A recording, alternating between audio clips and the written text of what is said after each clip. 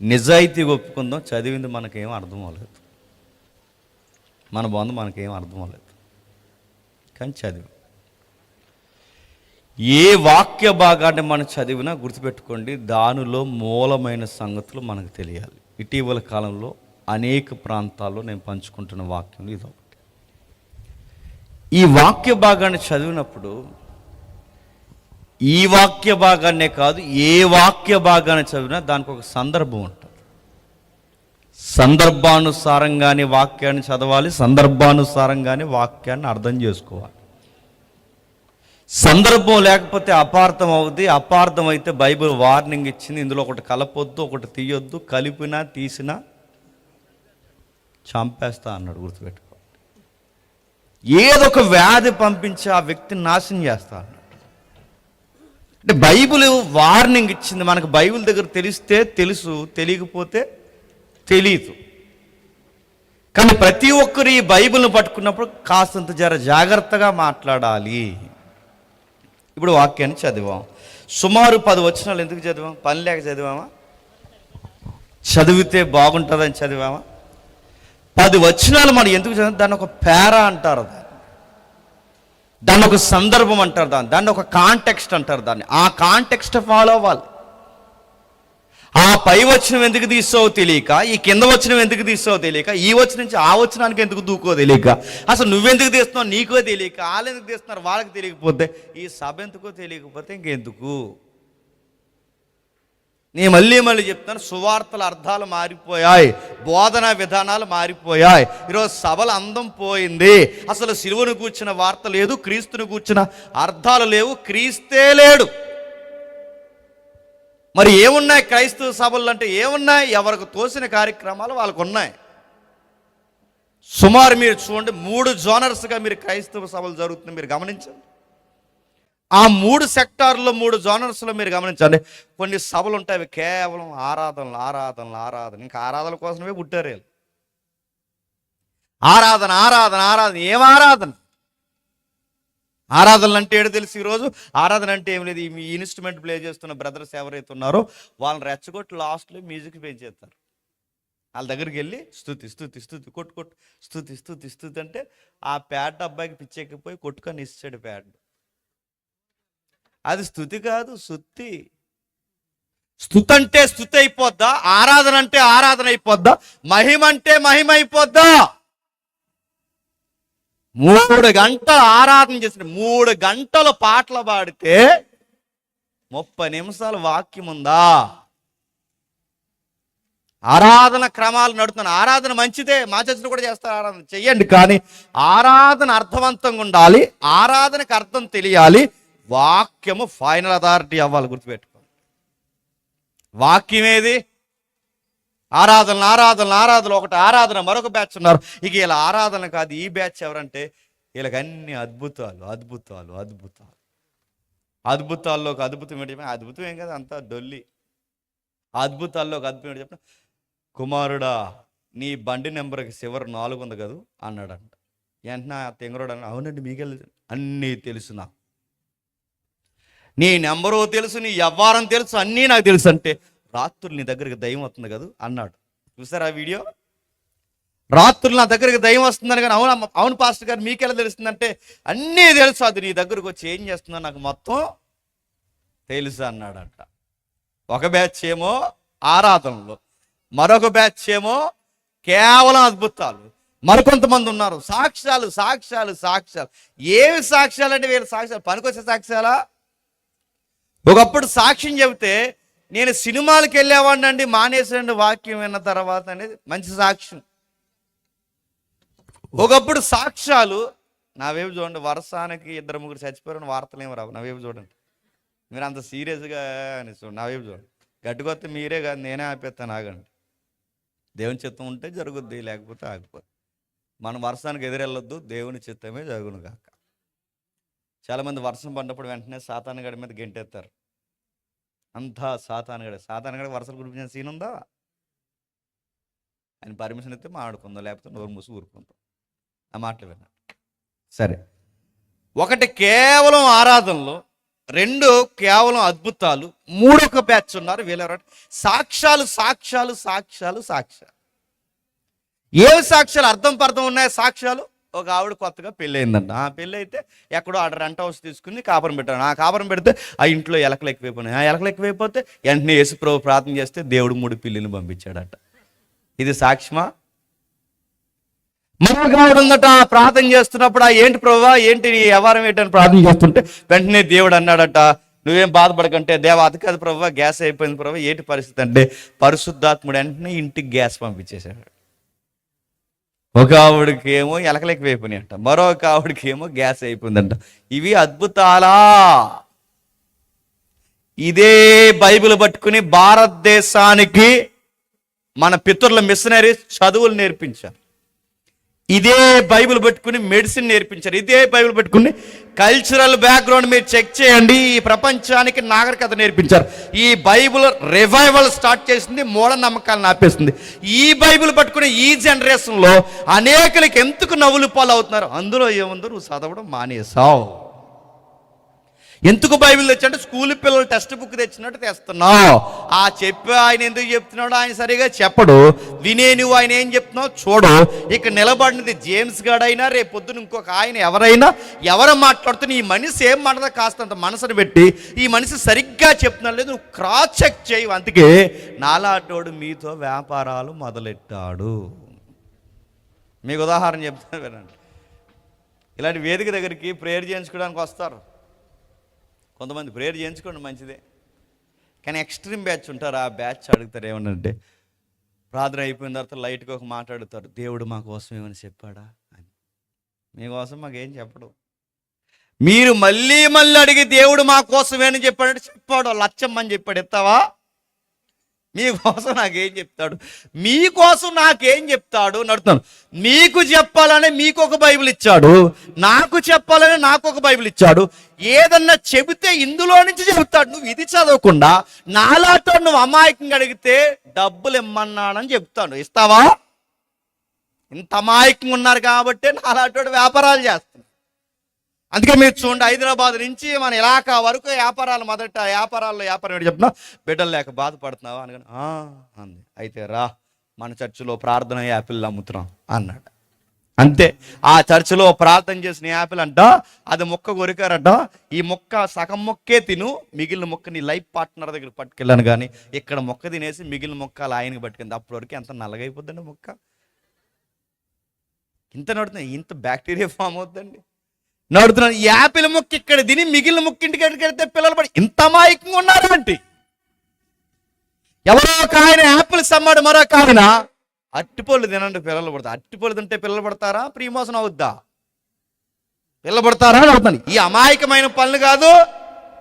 ఎందుకు ఇలాంటివి జరుగుతున్నాయి చెప్పనా? మళ్ళీ చెప్తున్నాను, వాక్యంలో ఏమి రాయబడిందో తెలియక చదివినా దాన్ని అర్థం చేసుకోక ఎందుకు అర్థం అవట్లేదంటే మళ్ళీ చెబుతున్నాను హెచ్చరికగా, కాంటెక్స్ట్ అనేది గాలి కొదిలేయడం వల్ల. సందర్భము ఏంటి? ఆ సందర్భం అంటే ఇప్పుడు ఈ వాక్యాన్ని చదివాం, మొదటి పేతురు పత్రిక. ఏంటి దీని సందర్భం? దీని సందర్భం గుర్తుపెట్టుకోండి. ఏ పత్రిక అంటే సుమారు రోమా పత్రిక నుండి చివరి పత్రిక అయిన యోధా పత్రిక వరకు, అక్కడ వరకు ఏ పత్రిక ఏంటో మనకు తెలియాలి అంటే ఈ పత్రిక మూలాలు అపోస్తుల కార్యంలో ఉంటాయి. ఎక్కడుంటాయి? బండ గుర్తుపెట్టుకోండి. ఈ పత్రిక ఏంటి నాకు అర్థం కావాలని ఎప్పుడైనా మీరు అనుకుంటే దీని మూలాలు అంటే ఎందుకు రాశారని దీని ఉద్దేశాలు అపోస్తుల కార్యానికి లింక్ ఉంటాయి. ఇప్పుడు అపోస్తుల కార్యంలో ఏం జరిగిందో తెలిస్తే కాస్తంత ఐడియా మనకుంటే పేతురు గారు ఎందుకు ఈ పత్రిక రాశారో మనకు అర్థమవుద్ది. ఈ పత్రిక చదవడం వల్ల మనకు దేవుడు ఏం మాట్లాడుతాడో మనకు తెలుస్తుంది. దేవుడు స్వరాన్ని మనం వింటే దేవుడు మనల్ని ఆశీర్వాదకరంగా నడిపిస్తున్నాడని మనం గ్రహిస్తాము. ఇది కాంటెక్స్ట్. అయితే ఇప్పుడు చదువుతాం. ఏంటి పేతురు పత్రిక బ్యాక్గ్రౌండ్ అంటే బైబిల్లో సుమారు ఎన్ని సువార్తలు ఉన్నాయి చెప్పండి? ఎన్ని? మళ్ళీ చెప్పండి. నీ బొంద. ఇప్పుడు చెప్పండి క్లారిటీ. బైబిల్లో ఎన్ని సువార్తలు ఉన్నాయి చెప్పండి? మీ బొంద. ఇలాగంటే ఇంక చెప్పేస్తారు. ఇక్కడ అడుగుతున్నా, బైబిల్లో ఎన్ని సువార్తలు ఉన్నాయి? సువార్త ఒక్కటే.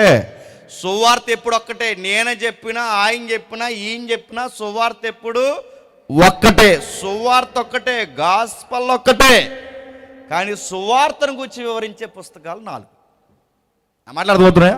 యేసుప్రభు జననం, యేసుప్రభు జీవనం, యేసుప్రభు బోధలు, యేసుప్రభు అద్భుతాలు, యేసుప్రభు మరణం, యేసుప్రభు పునరుద్ధానం. ఇది గాస్పల్, ఇది సువార్త. ఈ సువార్తను గురించి చెప్పే పుస్తకాలు 4. ఈ 4 పుస్తకాల తర్వాత వచ్చే పుస్తకమే అపోస్తలుల కార్యం. ఆ సువార్తల్లో మెజారిటీ 2 సువార్త పుస్తకాల్లో గుర్తుపెట్టుకోండి. ఈ సువార్త పుస్తకాల్లో మెజారిటీ 2 పుస్తకాల్లో ప్రభు అయిన యేసుక్రీస్తు వారు ఏమంటారంటే, మీరు సర్వలోకానికి వెళ్ళి సర్వ సృష్టికి సువార్త ప్రకటన. దీన్ని గ్రేట్ కమిషన్ అంటారు. అంటే మనకిచ్చిన ప్రభు అయిన యేసుక్రీస్తు వారు ఇచ్చిన అతిపెద్ద ఆజ్ఞ, కమాండ్. అంటే ఈ కమాండ్ నుంచి పుట్టిందే కమిషన్. దీని నుంచి వచ్చిందే మిషనరీ వ్యవస్థ. అంటే వెళ్ళాలి, చెప్పడానికి బయలుదేరాలి. ఎక్కడికి వెళ్ళాలి? భూదిగంతాలకు వెళ్ళాలి, సర్వ సృష్టికి వెళ్ళి, సర్వలోకానికి వెళ్ళి సర్వ సృష్టికి సువార్త ప్రకటించాలి. ఈ సువార్త ప్రకటించడానికి వెళ్ళే ముందు యేసుప్రభు వారు ఒక డిస్క్లైమర్ చెప్పారు. ఆయన ఏమంటే, వెళ్ళమన్నాను కదా అని మీరు వెళ్ళిపోవద్దు, నేను చెప్పే వరకు వెళ్ళొద్దు అన్నాడు. మరి ఏం చేయాలి ప్రభు అంటే, నేను చెప్పే వరకు మీరు యెరూషలేములో కనిపెట్టండి. ఎక్కడ కనిపెట్టాలట? యెరూషలేములో కనిపెట్టండి. నేను చెప్పేంత వరకు మీరు యెరూషలేములో కనిపెట్టండి. ఈ యెరూషలేములో కనిపెడుతున్నాడు. ఎందుకు కనిపెట్టాలి ప్రభు అంటే, సువార్త చెప్పాలంటే శక్తి ఉండాలి. ఏముండాలి? శక్తి ఉండాలి. శక్తి అనగానే ఏంటా శక్తి? ఒకసారి మనం చూద్దాం. అపోస్తలుల కార్యములు 1వ అధ్యాయం 8వ వచనం చూడండి. చాలా జాగ్రత్తగా వినండి. అపోస్తలుల కార్యములు 1వ అధ్యాయం 8వ వచనం. అయినను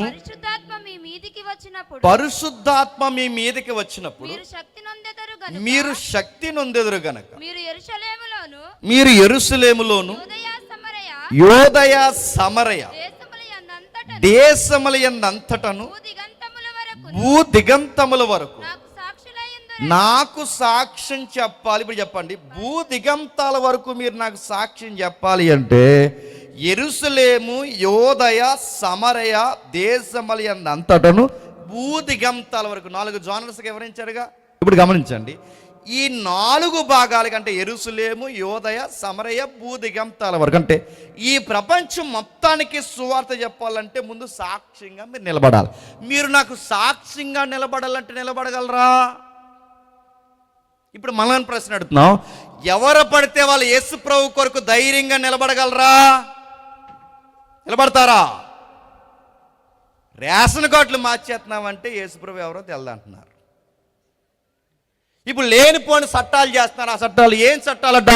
ఈ చర్చికి పర్మిషన్ లేకపోతే పడగొట్టేస్తారట, ఆ చర్చిని పర్మిషన్ లేకపోతే పడగొట్టేస్తే యేసు ప్రభు నమ్మడం మానేస్తావా? నడుదని ఇంకా వంకర చట్టాలు వస్తాయి. రేపొద్దున్న ఆధార్ కార్డుకి 2nd category ఇస్తామంటారు, citizenship 2nd grade అంటారు. రేపొద్దున రకరకాల ఏ మతానికి దేశంలో ఇబ్బంది ఉండదు, కానీ క్రైస్తవ విశ్వాసానికి ఎప్పుడూ ప్రపంచంలో ఇబ్బంది కలుగుద్ది. ఇలాంటి ఇబ్బందులు ఇంకా ముమ్మరం అయిపోతే ఆ టైంలో యేసు ప్రభు పట్ల నీ విశ్వాసం, నీ ఫెయిత్ స్టాండింగ్ ఏంటి? నిలబడతావా? గుర్తుపెట్టుకోండి, యేసు ప్రభు నమ్మింది దేనికంటే మనసులో ఉంటే సరిపోద్ది. కంటే మనసులో ఉంటే చెల్లదు గాక చెల్లదు. యేసు ప్రభుతో వచ్చిన గొడవ చెప్పిన, నన్ను నమ్మానని అందరి ఎదుట ఒప్పుకోనవాడిని ఆ రోజు దూతల ఎదుట నేను ఒప్పుకోను. రేపొద్దు నీ చట్టం కాబట్టి ఇంకో చట్టం వస్తుంది. ఎంఆర్ఓ తహసీల్దారే మీ ఇంటికి వస్తాడు. ఇంటికి వచ్చి యేసుప్రభు ఫోటో ఒట్టే మీకు రావాల్సిన రాయితీలు మేము తీసి పడేస్తామంటాడు. ఆ టైంలో వస్తే, అలాంటి పరిస్థితులు వస్తే నీ స్టాండింగ్ ఏంటి? ఈ మధ్య ఏం చేస్తారు చెప్పిన, ఎంఆర్ఓ గారు వస్తున్నారు, ఫోటో తీసేయండి అన్నారు. వస్తే రాని ఎంఆర్ఓ గారు ముఖ్యమంత్రి రాని, ప్రధానమంత్రి రాని, నేను నమ్మిన దేవుణ్ణి నేను ఎరగనని చెప్పగలిగే ధైర్యం ఉందా? ఇలాగా ఎమ్మెల్యే బెదిరిస్తే బెదిరిపోతావా? ఎంపీ బెదిరిస్తే బెదిరిపోతావా? మనం నమ్మిన దేవుని కోసం రకరకాల చట్టాలు చేస్తే బెదిరిపోతావా? అధికారులను గౌరవిస్తాం, మరి చెప్తున్నాను, అధికారులను గౌరవిస్తాం, నాయకులను గౌరవిస్తాం. ఎక్కడ వరకు గౌరవిస్తాం? నా ఫెయిత్కి డిస్టర్బెన్స్ కలగనంత వరకు గౌరవిస్తాం. అంతకు మించి వాళ్ళు ఏమన్నా చేస్తే, నా గౌరవాన్ని భంగపరిచి నా ఫెయిత్ని డిస్టర్బెన్స్ చేస్తే, మీకన్నా నా దేవుడికే ప్రథమ పీట వేస్తాం. ఇది ఎవరు చేయగలరంట? ఎవరు పడతారు చేయలేరట. ఎవరు చేస్తారు? పేతురుని అడిగింది అమ్మాయి వచ్చి, ఏమని, ఇలా రా, నువ్వు కూడా టీం మెంబర్తో తిరిగావు కదంటే పేతురు అన్నాడు, అస్సలు ఆయన ఎవరో నాకు తెలదు అన్నాడు. అన్నాడు లేదా? నేను అడుగుతున్నా, పొంకేశారు, చెట్టుకొకరు పుట్టకొకరు పరారైపోయారు, పారిపోయారు. అలాంటి పిరికి మనసు పోవాలి అంటే, ధైర్యం కలిగిన సాక్ష్యం చెప్పాలంటే, కైసరే అయితే ఎదుటైనా, అధికారి హేరోది ఎదుటైనా, గవర్నర్ ఫిలాతు ఎదుటైనా, ఈ స్థానిక పంచాయతీలో ఉన్న అధికారులు ఎదుటైనా, ఎవరు ఎదుటైనా ధైర్యంగా సాక్ష్యం చెప్పాలంటే, అమ్మాయి అడిగితేనే భయపడిపోయిన పేతురు, అధికారి అడిగిన నేను కన్నవాటిని ఎన్నవాటిని చెప్పకుండా ఉండలేనని ధైర్యంగా పేతురు అపోస్తులు చెప్పాలి అంటే వీళ్ళకి ఏం కావాలి చెప్పండి? ధైర్యం ఇచ్చే శక్తి కావాలి. ఆ ధైర్యం ఇచ్చే శక్తి ఎవరిస్తారు చెప్పండి? పరిశుద్ధాత్మ. ఆయన వచ్చేంత వరకు మీరు ఎక్కడికి వెళ్ళొద్దు. ఎందుకంటే సువార్త చెప్పడం అంటే రండి నమ్ముకోండి వెళ్ళిపోండి అని కాదు. ఇది కత్తి మీద సాము, ఇది కాదా? ఈయనతో వచ్చిన గొడవ చెప్తున్నా, అసలు లోకానికి యేసుప్రభుకి పడదండి, లోకం యేసుప్రభుని ఇష్టపడదండి. ఈయనతో వచ్చిన గొడవ ఏంటంటే నేను తప్ప అంటాడు. ఆయనతో వచ్చిన గొడవ అదే, నేను తప్ప వేరొక దేవుడు ఉండకూడదు అంటాడు, నేను తప్ప వేరొక మార్గం లేదంటాడు, నేనే సత్యం అంటాడు. ఆయనతో వచ్చిన గొడవది, నా దగ్గరకు వస్తే వేరే జోలికి పోవద్దంటాడు. అందుకే ఈ లోకానికి మనకి పడదు రగడ ఎప్పుడు ఉంటుంది. ఇలాంటి ఆయన గురించి మనం చెప్పాలి అంటే, మన స్టూడెంట్స్ అయితే మన తోటి విద్యార్థులతో ఇబ్బంది ఉంటుంది, మన ఎంప్లాయీస్ అయితే తోటి ఉద్యోగస్తులతో మనకి ఇబ్బంది ఉంటుంది, నువ్వు విలాకాలో కాపురం చేస్తున్న తల్లివైతే పొరుగు కుటుంబాలతో నీకు ఇబ్బంది ఉంటుంది. అక్కడ వరకు ఎందుకు, మీ అత్తకే కోడళ్ళకే పడదన్నాడు. తండ్రికి కొడుక్కి అంటే ఈయన ఎక్కడ నమ్ముకుంటే అక్కడ ప్రాబ్లం వస్తాయి. ఆ టైంలో స్ట్రాంగ్గా నిలబడాలి అంటే దానికి సూత్రం ఒకటే, ఆత్మ ఉన్నవారే నిలబడతారు. ఎవరు నిలబడతారు? పరిశుద్ధాత్ముడు ఉండాలి. ఆ పరిశుద్ధాత్ముడు శక్తినివ్వాలి. పరిశుద్ధాత్ముడు శక్తినివ్వాలి. ఇప్పుడు ప్రశ్న, పరిశుద్ధాత్ముడు శక్తినివ్వాలి అంటే పరిశుద్ధాత్మ శక్తి అంటే ఏంటి? ధైర్యం. గుర్తుపెట్టుకోండి, పరిశుద్ధాత్మ శక్తి ఉంటే పేతురు సాక్ష్యం చెప్పాడు, పరిశుద్ధాత్మ శక్తి ఉంటే పేతురు, యోహాను, యాకోబులు సాక్ష్యం చెప్పారు, అపోస్తులు సాక్ష్యం చెప్పారు, స్తెఫను కూడా పరిశుద్ధాత్మ నిండుకొనిన వాడే క్రీస్తుని గురించి బలముగా సాక్ష్యం చెప్పాడు. పరిశుద్ధాత్మ శక్తి అంటే అది. అలా కాకుండా పరిశుద్ధాత్ముడి శక్తి అంటే అని వదలడం కాదు. గుర్తుపెట్టుకో, ఇది శక్తి అంటే శక్తి కాదు, ఇది సోయింగ్ అంతా శుద్ధి. ఇది ఇందులో ఉంది పరిశుద్ధాత్ముడు. ఏమనుకుంటున్నారు అన్నాడు ఒక ఆయన, కొనేహారంతే. ఇంకా ఏంటిది? కచ్చిపు కొనేహారండి, కచ్చిపు. ఒక ఆవిడ, మన క్రైస్తవంలో అతి మూఢనమ్మకాల్లో కొన్ని మూఢనమ్మకాలు ఉన్నాయి. ఆ మూఢనమ్మకాలు అని చెప్పిన వీళ్ళకి ఏమన్నా ప్రాబ్లం వస్తే హాస్పిటల్కి రారండి. ఇదే జబ్బులకి హాస్పిటల్కి వచ్చి డాక్టర్ గారి దగ్గరికి వెళ్తానంటే దేవుడి మీద నమ్మకం పోయినట్టు. ఎవరు చెప్పారు నీకు? ఆ ఉల్లిపాయలోడు చెప్పుంటాడు నీకు. యేసుప్రభు హాస్పిటల్కి వెళ్ళొద్దు అన్నాడు. రోగులకి వైద్యుడు అవసరమని యేసుప్రభు చెప్పలేదా? హాస్పిటల్కి వెళ్ళొద్దు అన్నాడా? మరి ఏం చెప్తావు? పెద్దమ్మ నీకు ఈ జబ్బు వచ్చింది, రావే హాస్పిటల్కి అంటే రాను బాబు అందంట. అది ఎందుకు రావంటే నా దగ్గర ఉందిగా అందంటే. ఏంటి? 5 సంవత్సరాల క్రితం కొన్నదండి. ఆ ఉతికన్నా ఉతుకుదా వాళ్ళ అబ్బాయి చెప్తున్నాడు, మాకేమైనా అన్న హాస్పిటల్ రమ్మంటే రాదన్న. ఎప్పుడు ఏది వచ్చినా అది ముఖం మీద వేసుకుంటుంది. ఇలాగ 5 సంవత్సరాలు ఏంది ఉతికే అంటే ఉతకదంట. ఉతికితే పవర్ పోద్దంట. ఎందులో? పరిశుద్ధాత్ముడు శక్తి అంటే కచ్చిపులో ఉండదు, శక్తి అంటే ఆయిల్లో ఉండదు, శక్తి అంటే నాలో ఉండదు, శక్తి మైక్లో లేదు, శక్తి అసలు ఎవరిలో లేదు. పరిశుద్ధాత్ముడే శక్తి. ఆయన ఎవరి దగ్గర ఉంటే ఆయన చేసే పని అని చెప్పిన సాక్ష్యం చెప్పిస్తాడు. సాక్ష్యం అంటే గాస్పల్ అంటే సువార్త చెప్పిస్తాడు. ఆయన సువార్త చెప్పడానికి ఆ వ్యక్తి గుండెల్లో ధైర్యముగా పని చేస్తాడు. ఇది పరిశుద్ధాత్ముడి కార్యాలు. ఇలాంటి పరిశుద్ధాత్ముడు వచ్చేంతవరకు మీరు ఎక్కడికి కదలొద్దు అన్నాడు అపోస్తుల్ని. ఆ 120 మంది మేడగదుల మీద కనిపెడుతున్నారు. ఆ మేడగదిలో కనిపెడుతుంటే సరిగ్గా ఆ దేశానికి ఒక నేషనల్ ఫెస్టివల్ వచ్చింది, జాతీయ పండగ.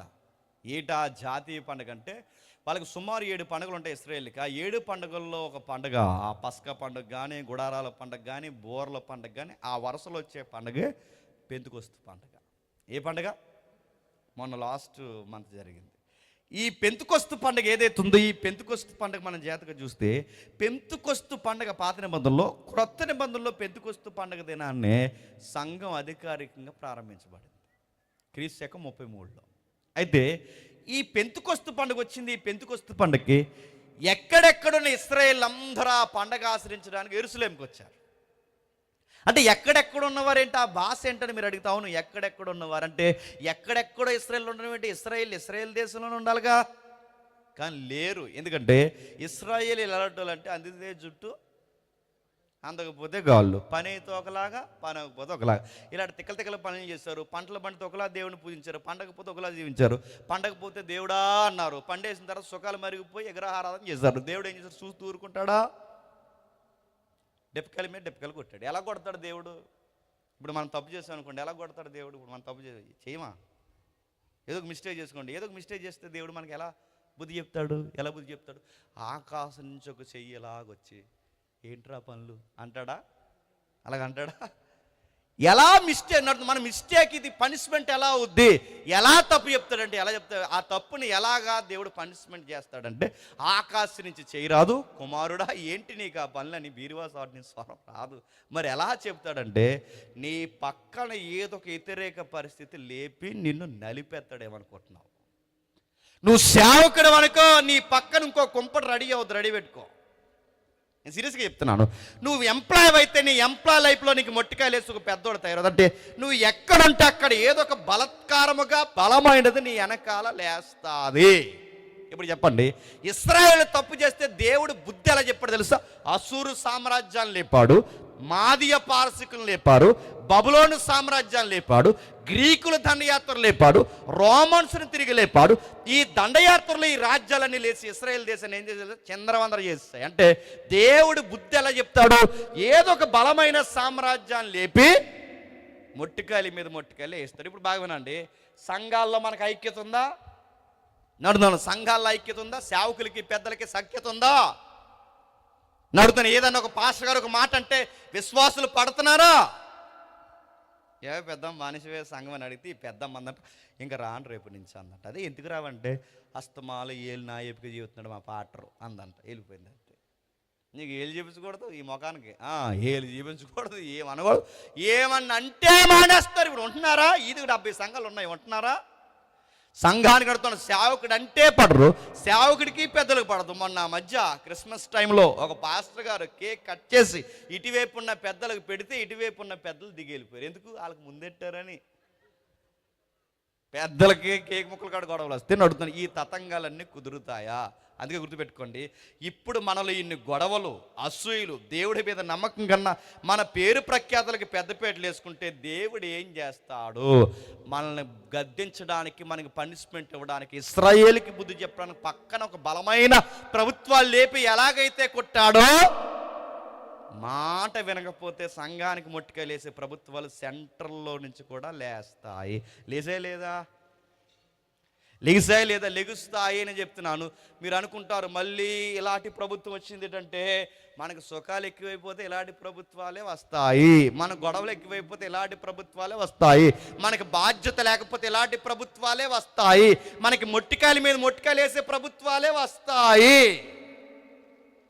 ఒక పదం ఘాటుగా అంటాను, ఏమనుకోకండి, ఏమనుకున్నా పర్లేదు, ఆలోచించండి. దెలీలా తొడ మీద సంసోను ఎలాగైతే నిద్రపోయాడో సంఘం కూడా సుఖాలనే దాంట్లో నిద్రపోయిందంట. ఇప్పుడు ఈ మత్తు వదిలిపోవాలంటే మన డెప్ప మీద కొట్టేవాడు అక్కడ ఉండాలో అది చెప్పండి. అందుకే లేపుతాడు, గుర్తుపెట్టుకోండి. వ్యతిరేకమైన అధికారులు వస్తారు, వ్యతిరేకమైన చట్టాలు వస్తాయి, వ్యతిరేకమైనవి వస్తాయి. ఇశ్రాయేల్ని ఎప్పుడైతే ఇలా దొలగొట్టేశాడో పరారైపోయి ఉన్నారు. అటు ఇటు తిరిగిన తర్వాత వీళ్ళు ఎక్కడికి పోయిన లెగసీ, వీళ్ళకి ఒక బాధ్యత పితరుల దగ్గర నుంచి ఏంటంటే, సరిగ్గా పండగ టయానికి యెరూషలేముకి వస్తారు. ఎక్కడికి వస్తారు? యెరూషలేముకి వస్తారు. ప్రపంచ దేశాలు చెదిరిపోయారు, మన గుంటూరు వరకు కూడా వస్తారు. గుంటూరు, మణిపూర్, ఇవన్నీ ప్రాంతాలకు వస్తారు. మన ఇండియాలో ఉన్న ముంబై దాడులు జరిగాయి, ఆ ముంబై తాజ్ హోటల్లో కూడా ఉన్నారు వాళ్ళు యూదులు. అంటే ఎంత దూరం యూదులు ఇశ్రాయేల్ చెదిరిపోతే వీళ్ళందరూ కలిసి సరిగ్గా పండగ టయానికి యెరూషలేముకి వస్తారు. సరిగ్గా ఆ పండగ టయానికి ప్రపంచ దేశం నుంచి వచ్చిన వారి సంఖ్య 20 లక్షల మంది. ఎంత? 20 లక్షల మంది. ఇప్పుడు బాగా వినండి, అపోస్తుల కార్యంలో నుండి పేతురు పత్రిక చూస్తున్నాం, ఓకేనా?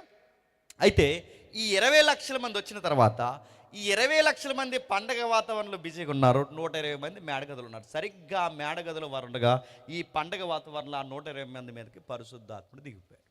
ఎప్పుడైతే పరిశుద్ధాత్ముడు వాళ్ళ మీదకి దిగాడో, ఈ పరిశుద్ధాత్ముడు వాళ్ళ మీదకి దిగిన వెంటనే వారు అన్య భాషలతో మాట్లాడడం ప్రారంభించారు. ఏ భాష? ఇప్పుడు చెప్పండి. అన్య భాష అంటే ఏంటి? అర్థం కాని భాష కాదు. అన్య భాష ఏంటంటే నాది కాని మరో భాష. అంటే వీళ్ళు ప్రపంచ దేశం నుంచి 20 లక్షల మంది వచ్చారుగా. ఈ ప్రపంచ దేశం నుంచి 20 లక్షల మంది వస్తే వీళ్ళు ఈ కొన్ని సంవత్సరాలు ఎప్పుడు మలాకి గ్రంథము, ఎప్పుడు 400 సంవత్సరాల క్రితం గొడవ, సుమారు వందల సంవత్సరాలు ఎక్కడెక్కడో సెటిల్ అయిపోతే వీళ్ళు అసలు ఒరిజినల్ భాష మర్చిపోయారు. వీళ్ళు ఒరిజినల్ భాష ఏంటంటే ఎబ్రీ. ఎవరిది? ఇశ్రాయేలీది. ఏం భాష? ఎబ్రీ. ఈ ఎబ్రీ భాష ఎప్పుడైతే మర్చిపోయారో వీళ్ళ ఇప్పుడు ఇండియాకి వచ్చారనుకోండి, ఇండియా మన పాలకులు వచ్చారనుకో, వీళ్ళందరికీ ఏ స్లాంగ్ వస్తుంది? మన ఈస్ట్ యాస స్లాంగ్ వచ్చేస్తుంది, రాదా?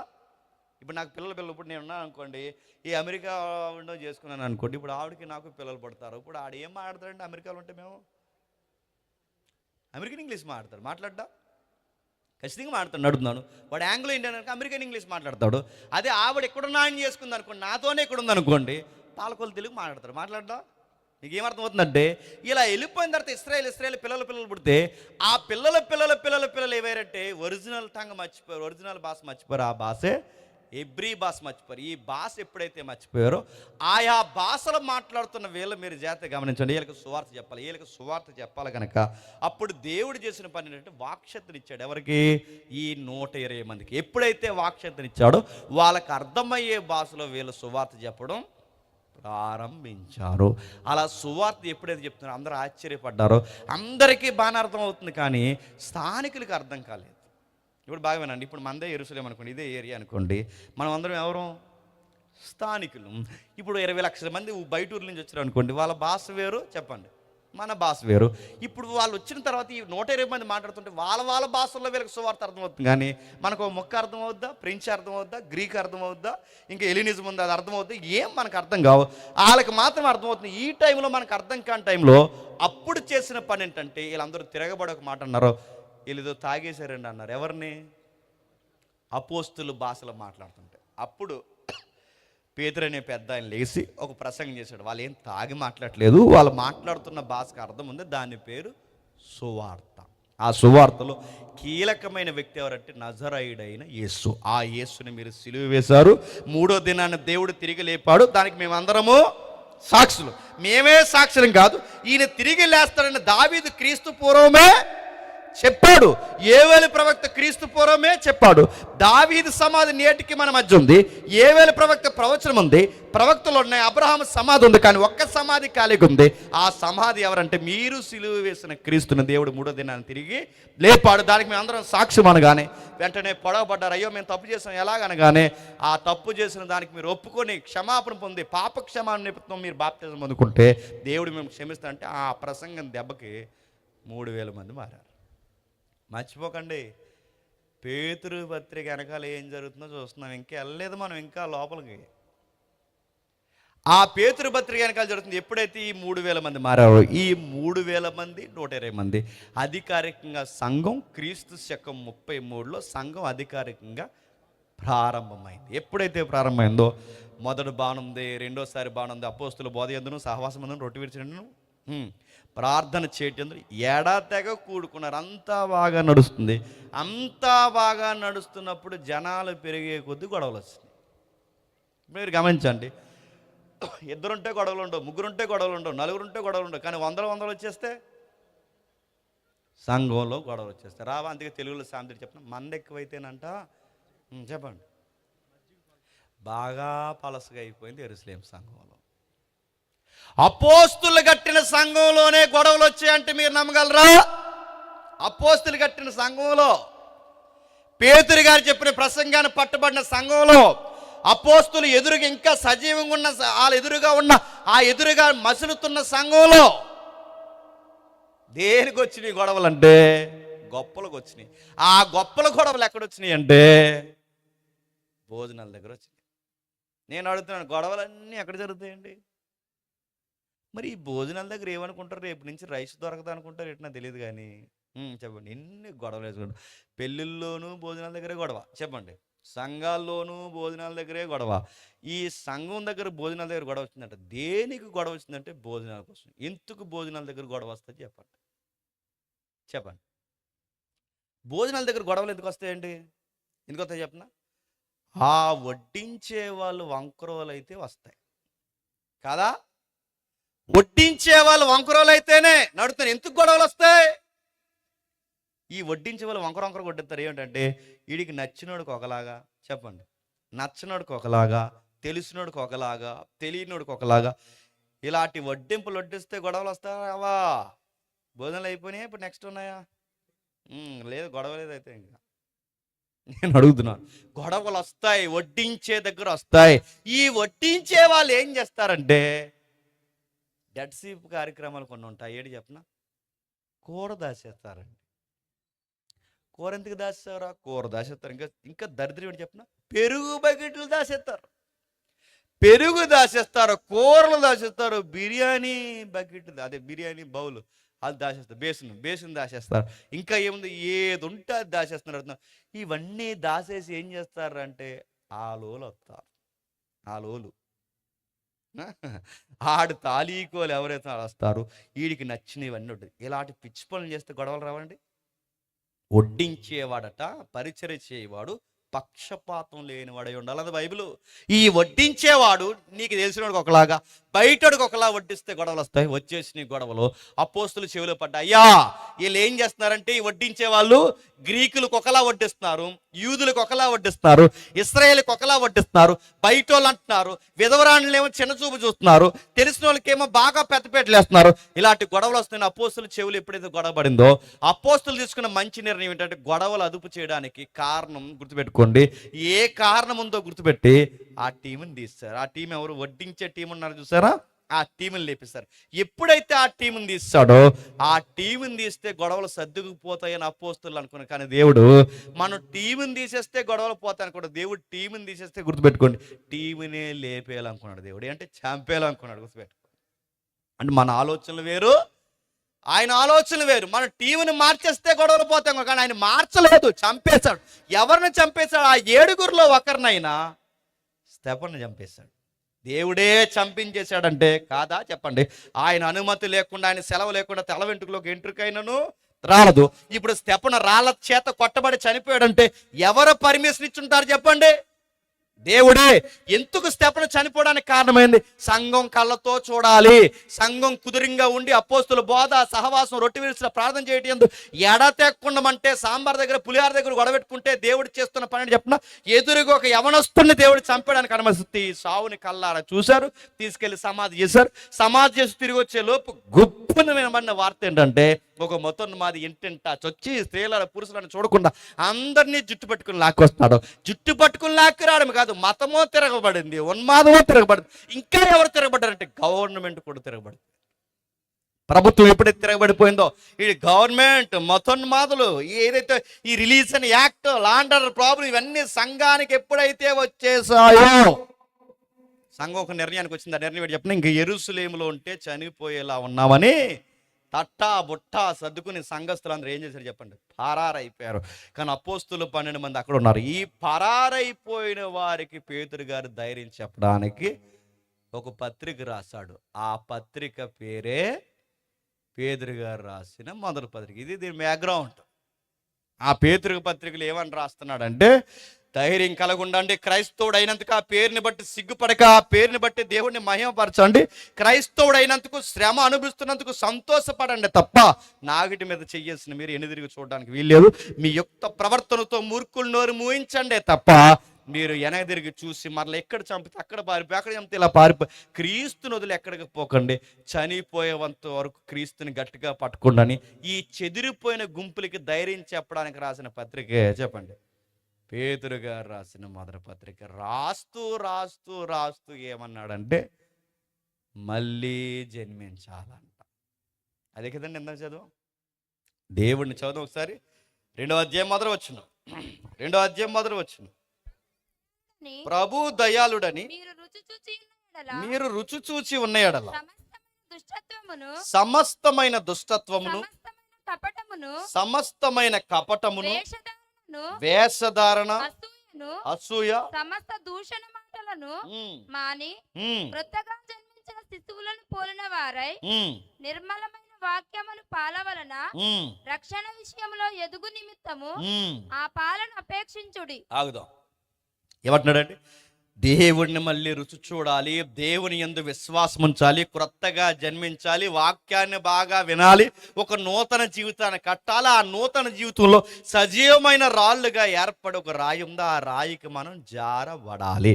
ఆ రాయ దేవుడు నిలబెట్టిన రాయ, ఆ రాయ పేరు నజరేయుడైన యేసు. ఆ రాయి వైపు చూడండి, అంటే ఆ రాతి వైపు చూస్తూ ఆయన మీద ఆయన మూలరాయి అయితే, విసర్జింపబడిన రాయే తలకి మూలరాయి అయితే, ఆ మూలరాయి మీద కట్టబడవలసిన సజీవమైన రాళ్ళు మనం.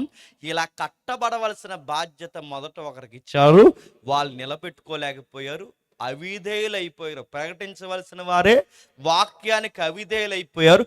ఇప్పుడు వాళ్ళు చేయలేని పనిని మనల్ని చేయమని దేవుడు మనకి ప్రేరణ ఇస్తున్నాడని. ఇప్పుడు ప్రశ్న అడుగుతున్నాను, ఎవరు పడిపోయారు, ఎవరు కట్టలేకపోయారు, ఎవరు సజీవమైన రాళ్ళకు ఉండలేకపోయారు, వాళ్ళెవరో చేయలేని పనిని చెదిరిపోయిన వేళ్ళని ఎందుకు చేయమంటున్నాడు? ఈ చెదిరిపోయిన వేలకు చెబుతున్న సంగతులు మనకెందుకు రాశాడు? ఈ రాత్రివి చదువుకోవడం వలన మనం ఏం చెయ్యాలో మనకి తెలియాలి. ఇది సువార్త వినే విధానం. దీన్నే సౌండ్ డాక్ట్రిన్ అంటారు. అంటే దాని అర్థం ఏంటి చెప్పిన? హితబోధ. అంటే దాని అర్థం ఏంటి? హితమైన వాక్యాన్ని ఎలా వినాలి. ఇప్పుడు చదువుతున్నాం, ఏంటి దీని సంగతులంతా మనకు తెలియాలి అంటే ఒక్కసారి అలా ఉంచి ఒక పావు గంట అలా పక్కకి వెళ్ళొద్దాం. పక్కంటే పాత నిబంధనకి వెళ్ళొద్దాం. ఒకసారి వెళ్దామా? పాత నిబంధన తీయండి ఒకసారి. 19వ అధ్యాయం క్రొత్త నిబంధన అలా ఉంచి, పాత నిబంధన నిర్గమాకాండము 19వ అధ్యాయం, నిర్గమాకాండము 19వ అధ్యాయం, నిర్గమాకాండము ఇది అలానే ఉంచండి. నిర్గమాకాండము 19వ అధ్యాయం 3, 4, 5 వచనాలు చదువుతాం. మోషే దేవుని యొద్దకు ఎక్కిపోవగా యెహోవా ఆ పర్వతము నుండి అతన్ని పిలిచి నీవు యాకోబు కుటుంబీకులతో ముచ్చటించి ఇశ్రాయేలుకి తెలపవలసినదేమనగా నేను ఐగుప్తీయులకి ఏమి చేసితినో మిమ్మును గద్దరెక్కల మీద మోసి నా యొద్దకు మిమ్మల్ని ఎట్లు చేర్చుకుంటును మీరు చూసితిరి. కాగా మీరు నా మాట శ్రద్ధగా విని నా నిబంధన అనుసరించి నడిచిన మీరు సమస్త దేశ జనుల్లో నాకు స్వకీయ సంపాద్యమగుదురు. సమస్త భూమి నాదే కదా. మీరు నాకు యాజక రూపకమైన రాజ్యముగాను మాకు పరిశుద్ధమైన జనముగాను ఉందురని చెప్పుము. నువ్వు ఇశ్రాయేలు అందరితో పలకవలసిన మాటలు ఇవే. ఇప్పుడు చెప్పండి, ఏమైనా అర్థమైందా? ఏం అర్థం లేదని అర్థమైంది. ఇప్పుడు విందాం.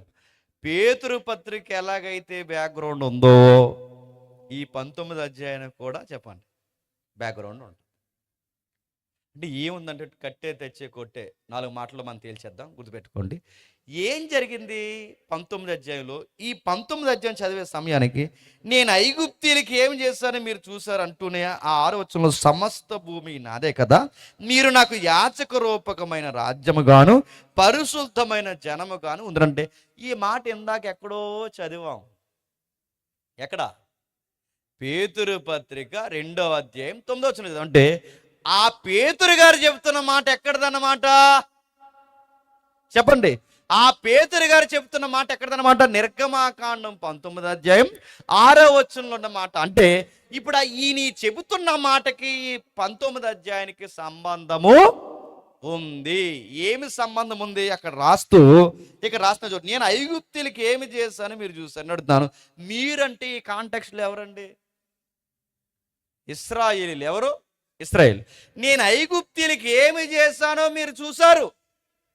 ఇప్పుడు ప్రశ్న, ఐగుప్తీయులకి ఏం చేశాడు? ఏం చేయడం బట్టి ఇశ్రాయేలుకి తెల్లారితే అన్ని దేవుళ్ళే. సూర్యుడు దేవుడు, వర్షం దేవుడు, ఇలా వర్షం పడితే వర్షం దేవుడు, గాలి దేవుడు, భూమి దేవుడు, నది దేవుడు, చంద్రుడు దేవుడు, అన్ని దేవుళ్ళు అడుగుతున్నాను. ఇన్ని దేవుళ్ళ మధ్య వాళ్ళు రోజు రోజుకి విగ్రహారాధన చేస్తుంటే వాళ్ళకి దేవుడు వాళ్ళ మూఢనమ్మకాల మీద కొట్టాడు.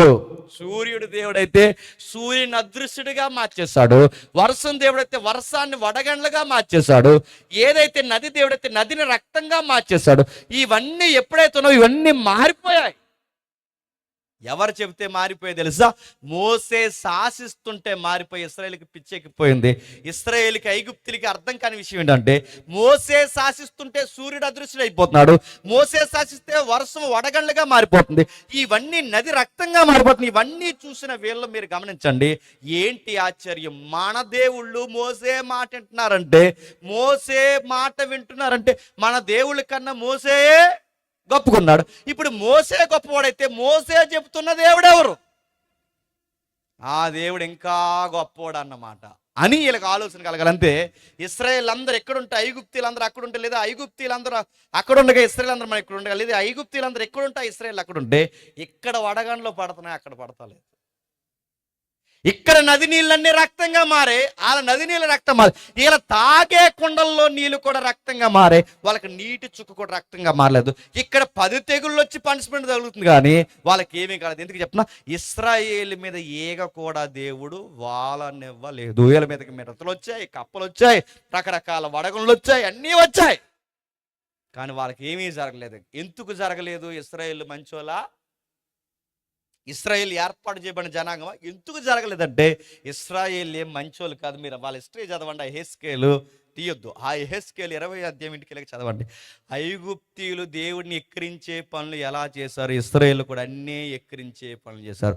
ఐగుప్తీయులు నదికి దేవుడు దండం పెట్టారు, ఇశ్రాయేలు నదులకు దండం పెట్టారు. ఐగుప్తీయులు పోత విగ్రహాలకి దండం పెట్టారు, ఇశ్రాయేలు కూడా పోత విగ్రహాలకి దండం పెట్టారు. ఐగుప్తీయులు సూర్యుడికి మొక్కారు, ఇశ్రాయేలు కూడా సూర్యుడికి మొక్కారు. మరి అన్ని ఏలకలాగా చేస్తే వాళ్ళని ఎందుకు వదిలేశాడు? వాళ్ళ మంచోళ్ళని కాదు, ఎందుకు వదిలేశాడంటే వాళ్ళ పితరులకు మాట ఇచ్చాడు. వాళ్ళ మాట, వాళ్ళ పితరులు ఎవరు మన తెలుసు? అబ్రహాము, ఇస్సాకు, యాకోబులకు మాట ఇచ్చాడు. ఏమని? నీ సంతానం ద్వారా ఈ ప్రపంచాన్ని మళ్ళీ ఆశీర్వదిస్తాను, నీ సంతానం ద్వారా ఈ ప్రపంచాన్ని ఆశీర్వదిస్తున్నాను అన్నాడంటే, అబ్రహాము టైంకి ఏమైందండి? ప్రపంచం ముక్కసెక్కలయ్యింది, దేవుడికి దూరం జరిగింది. నోవహు జలప్రలయం తర్వాత నిమ్రోద్ దయ్యంలో ప్రపంచం అంతా చంద్రవందర అయిపోయింది.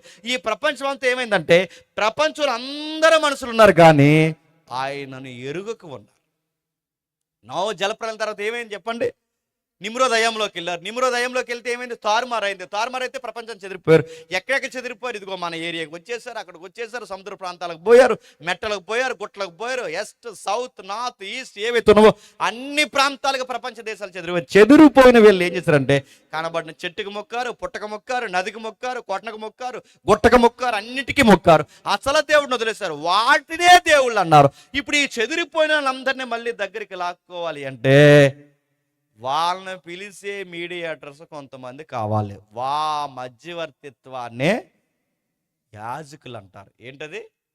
యాజకులు. యాజకులు అంటే ఏంటి? మధ్యవర్తి అంటే. ఇప్పుడు గమనించండి, ఇప్పుడు ఈ ప్రపంచ దేశాలన్నీ దేవుడివే, కానీ ప్రపంచ దేశాలన్నీ దేవుడివైనా వీళ్ళని దేవుణ్ణి ఎరుగున్నారా?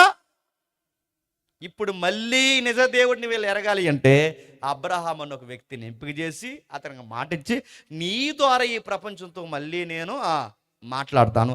అబ్రహాము సంతానం ఇస్సాకు పుట్టాడు, ఇస్సాకు సంతానం యాకోబు పుట్టాడు, యాకోబుకి 12 మంది పుట్టారు. ఈ 12 మందిలో విస్తారమైన సంతానం వస్తే ఆ సంతానం పేరు ఇశ్రాయేలు.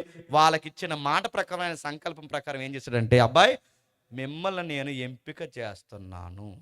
ఇప్పుడు చెప్పండి, వీళ్ళ మీద వడగండ్ల పడాయి, వాళ్ళ మీద పట్టలేదు. వీళ్ళ మీద పనిష్మెంట్ జరుగుతుంది, వాళ్ళకి ఏమీ జరగలేదు. ఎందుకు జరగట్లేదు అంటే అక్కడ రాశాడు ఏమని? 5వ వచనంలో కాగా అన్నాడు. ఏంటంట? కాగా. కాగా అంటే ఏంటి? కాగా అంటే పని ఉంది. అంటే ఐగుప్తీయులకి అన్ని అద్భుతాలు జరిగినా, ఐగుప్తీయులకి అంత కష్టం పెట్టినా మీకెంత కష్టం పెట్టలేదంటే కాగా అంటే ఏంటి? పని ఉంది.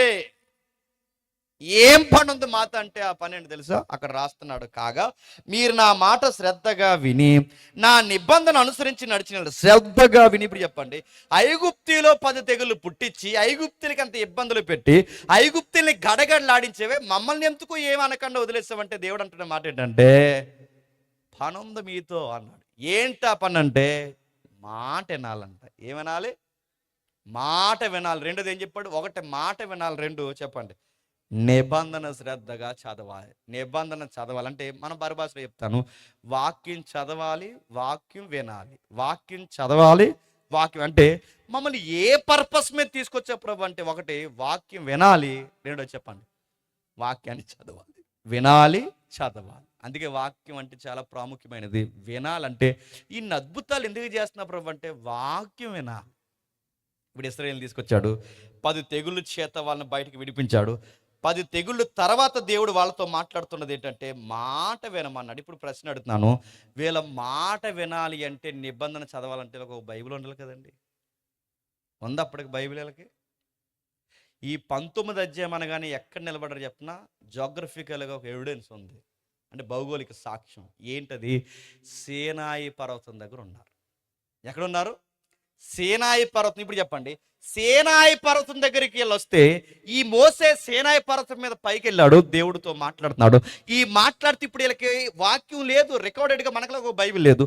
ఇప్పుడు వీళ్ళకు క్రమంగా నడవాలంటే ఇలా క్రమంలో నడిపించే కమాండ్స్ కావాలి. ఈ క్రమంలో నడిపించే కమాండ్స్ పేరే 10 కమాండ్స్. ఏంటవి?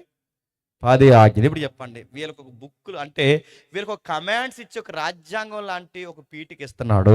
ఈ రాజ్యాంగం లాంటి 10 ఆజ్ఞలు ఇచ్చి ఈ 10 ఆజ్ఞలను పాటించమని ముగిస్తాను. జాతకమేనండి, ఈ 10 ఆజ్ఞలు పాటించమని. ఏంటి ఆ 10 ఆజ్ఞలు అంటే? నేను తప్ప వేరొక దేవుడు ఉండకూడదు, విశ్రాంతి దినం పాటించాలి, అబద్ధాలు ఆడకూడదు, దొంగతనం చేయొద్దు, వ్యభిచారం చేయొద్దు, పొరుగువాడిని నాశించొద్దు, జాగ్రత్త బతకండి. ఇలా 10 ఆజ్ఞలు ఇచ్చాడు.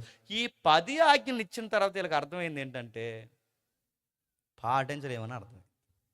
ఇప్పుడు అడుగుతున్నాను, 10 ఆజ్ఞలు అవి పెద్ద సీరియస్ ఆజ్ఞలు అండి అవి, కానీ పాటించలేకపోతున్నారు. ఎందుకు పాటించలేకపోతున్నారు? గుర్తుపెట్టుకోండి, దేవుడికి భవిష్యత్తు తెలుసా తెలీదా?